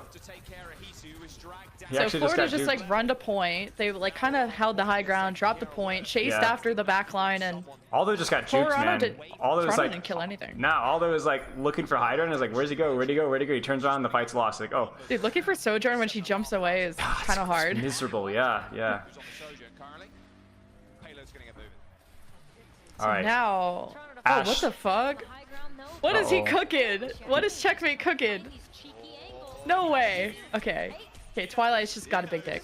Twilight, I swear to God, you can never, like, step up to him. He's scary as shit. Yeah. The awareness is so big with Brig, you know, never being surprised by Genjis, always know where they are. Twilight, like, checks, like, Genji so well too, so yeah. I understand the fuck off. Yeah, this is the engage that I think I keep seeing that is so, like, catches me off guard as a caster. Yeah. Because you always think they're gonna hold choke, and then you push this, like, blue or yellow building, and then you appear on that high ground. Yeah. Well, they were trying to, like, isolate someone because if you go back, like, Lucio and Genji are on an adventure. And he got booped or something, right? Because, like, look right here. Look in. Wait for checkpoint. Wait for it. Left of your screen. Right there. So, like, Lucio and Genji are, like, on an adventure. So Toronto's like, yo, let's get these guys. They're isolated. The problem is, if someone can kite and survive just barely, Checkmate, Hydron have, like, power angles on their backline. Like, as they walk out of that choke, it's, like, actual, like, insta-death. So if someone can just survive, Checkmate and Hydron are going to, like, murder them for walking through that choke. Like, look at the angle, like, look at the crossfire these guys have, you know? Like, look at the crossfire here, ready? Like, they run into someone, and then you can tell Hoppa's like, oh shoot, they're all around me, they're all around me, they're all around me, they're all around me. Yeah. Well, like, Hoppa got just, like, chased down the kill. Like, well, I guess it's like you can't really just sit there and poke as, like, a Junker Queen, but yeah, you also just expose the fuck out of yourself dropping down like that. Yeah, exactly. Like, if you commit on the kill, like, on the drop there, and you don't, like, chase down someone and get the kill, then you're dead. Like, you gotta, like, commit or don't even go for it. Because that's, like, the part where you can, like, force that spawn cap. It's like, if you go to that high ground and then like the other team counter rotates back to their spawn and then you hold that choke. But then that whole, like, dropping off high ground thing is where shit hits the fan. Yeah. And let me know when you want to tap out too, by the way. Sure. Let's finish this map. If that works for you. Yeah, that works. I desperately need the shower. Good to know. Okay, Florida. Oh my God, these fights scare the shit out of me. Where it's like everyone's 90, 80, has their ult. Yeah, and the funny thing is you have all these ultimates, and it'll boil down to, like, which team used shout better, like some micro detail, or they all traded ultimates, but Hotba hit a knife and pulled in the so and so. You know, it's like, come on, it's crazy. Okay, trying to think here. I think if I was Toronto, I don't think Toronto should do anything aggressive here. I think they've got power position for their Ashe. You just shoot cart. Florida might try and blade or might try and aggressively push with Sojourn ult and to just stack, like literally throw all of their ults at the wall and hope that they win this fight. Because if they do, then they get the cap and then they can just kind of play slow for third. But let's see. Yeah, I kind of like where Aldo is because if they round this corner, then he can just like drop on the break, yeah, climb back up. Legit, perfect, but, yeah. And then Hisu's got Twilight here. Hotba, I mean, could anchor card just to keep the fight at the corner. Yeah. But we'll see, like... A rally as well. I think Okay, he is going to go anchor card. Yeah, he is. Yeah, exactly. But now Hisu's so accessible because Florida were able to move Get up. under the Ashe, it's big. Okay, so you had Rampage, Rally, that's it. Yeah. Rampage. And there's the weakness of like the Ashe, right? Like she gets bullied out of space so hard, right? Like obviously Toronto or Florida committed a lot more, but like you can see that like Hisu gets dashed on instantly. He's running away. Whoa. Oh, he didn't get beat. Not that it would have mattered, but he didn't get beat, man. That's crazy. Who didn't get beat? Although I think they were trying to clutch it. I think they were trying to clutch it with like Chorong coming out with beat. Okay, here's but wait. Dude, he blades at like fucking 2 HP. Here's beat, and Aldo never gets beat. Ha, that's wild. I wonder. I don't even know how did he not get beat though? Where is he? Okay, oh, it's inside.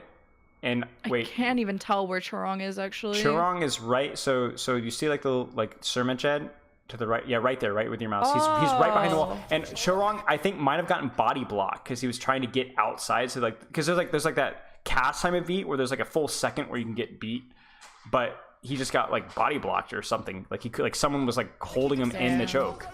That's so sad. That's like actually tragic. That's so fucking tragic. Huh. Oh man. I don't think it would have mattered, but yeah. That's one thing I track too is like Genji dash range. If he's within, if he's super close to like an Ashe, I'm like, okay, here we go. Like, yeah, you know where he's going. Yeah, 100%. Yeah. All right. Toronto should win this fight. Defensive Bob plus Shout versus Blade, and then you can push with your Junker Queen ult afterwards. Or you can defensive Queen Junker Queen ult. We've seen that one too. Let's see what happens. Or Florida might just push with Bob or something. Or Toronto, excuse me. It's kind of a crazy time bank though. Yeah, it is. That Toronto is can win crazy. something. Oh, Okay. checkmate being a little sneaky beaver, okay. Haha. Not the first That's time. some scouting. Alright. So like, I guess they want Aldo to anchor card, not Hoppa. Now, checkmate just gets to go up there and get a kill for free, I guess. Yeah. It's weird because like Toronto like gave up their high ground to like anchor card or something. Like I don't know what happened. Yeah, so it looked like Aldo is on cart, marking cart, but somehow he gets like removed or something. I'm not sure what happened, and then Hisu gets isolated. It's like it's weird because it's like where is Twilight to protect Hisu? It's like sounds like Toronto like gave space. It's like Toronto gave space so that checkmate couldn't just climb up and like, you know, dash onto Hisu. Yeah. But then Toronto were like, oh wait, we don't want to give up that space. Let's go back to Car. And Hisu's like, alright, I'm down. Yeah. Walks up and then just gets Genji. The whole thing they were like trying to avoid. Yeah, I mean, this is what we were talking about, like with the communication, like synergy and leadership. Like you lose fights off of like miscommunications. Like legit, just lose fights off of that. So if like there's Hisu's on a different page, that's it. You know, that's the fight. Yeah, it's like I wish I had time to like talk about the macro stuff in fights like this, but I'm honestly like, oh, I have to just list off the list of like freaking cooldowns that are happening. Yeah, it's a mess. So here's Bob to be like, fuck off my high ground. That's a nice kite from Mayhem. Oh, here's a question from chat. Why is no team running Torb to shut down Genji? Which is like, a funny question, but it's honestly Torb used to be run. Yeah. To like do that. So I think like the big thing that like made Genji miserable versus Torb was like not Torb himself, because he's got like a massive head and he's kind of slow and easy to kill. Like Torb versus Genji, I think Genji should always win that 1v1. But the difference was like the turret, right? So like the turret's like the super auto aim, holds down an angle, anti-flanker, really, really annoying, right? So the problem with running a Torb in these kind of situations, meme or not, is that if Sojourn just she just shoots the turret. or an Ashe just shoots the turret. Like Torb is more of like a good anti-dive counter when there's no hit scan or like any sort of range damage on the field. But as soon as you like throw in an Ashe or throw in a Zen or even heck like an Ana, like then all of a sudden it's like you just break the turret and then that's it. Like even I forgot Sam did that. Yeah, Sam did that. Yeah, it's like it's hard. It's like hard to get consistent value out of him. And like you can hide your turret, but even then it's still like pretty quickly broken by any sort of range. And then that's why you're playing to counter Genji, and then now your Genji counter is gone. Especially like on maps where you have to travel certain distances and reestablish that turret. Like maybe on Koth it could be like a funny haha thing to do, but even then your turret just gets run over like the rest of your team does. Yeah, pretty much. Yeah, pretty much. Although his ult's still pretty decent. Oh yeah. All right, let's see what happens here. Probably see a blade engage. Oh, we got booped. Still a lot of space though. Oh, he didn't want to keep going. So here's the thing, like, okay, so this is like the blade strat. All right, watch this. So go back just a few seconds. So Mayhem like or try to full disengage, right? There's the shout, there's the everything, right? The amp speed, the boop, the bash, the whip shot. So you're like, oh, checkmate, like you didn't get kills with the blade, but like where on earth is Hoppa right now, right? Like where is that guy? Yeah. That guy is in Narnia completely by himself. So even though checkmate doesn't get the kill, like Hoppa's like totally by himself. So he's kind of did his job, if that makes any sense. So like, I wonder if that's like the call that Florida made of like, hey, checkmate, you can chill. Let's turn around and deal with Hoppa. Yeah. If we kill Hoppa, we win the fight. We don't need to. Yeah, it could be. I mean, killing Twilight would have been dope, but Twilight actually just popped Rally, but I don't think this saves Hoppa, right? No, it's over. But they tried to, so now they're like, oh fuck, now we have to 4v5 Rally this. Right, exactly. And Florida can just fuck off. Yeah, exactly. And then now use their own Rally. Yeah, 100%. Pre-Rally and then just use your Rampage and like legit anybody who touches cart, it's over. At least like although anchoring is kind of nice, like kind of have to have someone do something here until Hoppa gets back. True. Which feels rough. Now Hoppa's back. Here's beat from Majed. Should be over. Nobody's dying. And then like you draw Toronto to card to Rampage. How? Everyone's so low, Jesus Christ. Okay, at least checkmate is getting resets. Someone's like body blocking, like that. Okay, we're good. I was about to be a little concerned for Florida there. Toronto did such a good job there, like splitting attention and being like, it's like the giant, like all the flies, like just landing on the big giant, you know, and just baiting the SWAT here, then left, and here, then left, and that, like Florida didn't know which way to look, you know? Like that was way closer than it should have been. That's where it's just like, oh my god, Brig low, and then it's like, no, Junker Queen low. Exactly. There's so many important targets. Oh, is this the body block? Is this the body block? Oh yeah, is it? Okay, here's Blade. Beat. Oh, he body blocks him. He did. I'm so confused. What's happening? Oh, okay, someone body blocks Chorong who's in here. Yeah. Oh, that's so rough. That's crazy. That's so rough. Couldn't be more one. That's so funny. That's the Winston mentality coming in. Yeah, exactly. Me stand here. Me body block. Big man stand still. You wouldn't think you'd be able to body block because it's just like she seems like Junker Queen seems like a smaller hero to do that with. Yeah, she does. She does. I guess it was just big enough for the situation. I don't know. All right. Maybe that's slightly Chorong being a demon to his fault at that point. Yeah. Okay. Well, Ashe to the back. So they just like were able to just freely push under while Toronto are just vibing. Yeah, I think why is because like checkmate went ahead and tried to like, whoa, what just happened? He got knife pulled. Oh no. You see it right. I don't know how he gets. Oh, right here. Yo, wow, what on earth?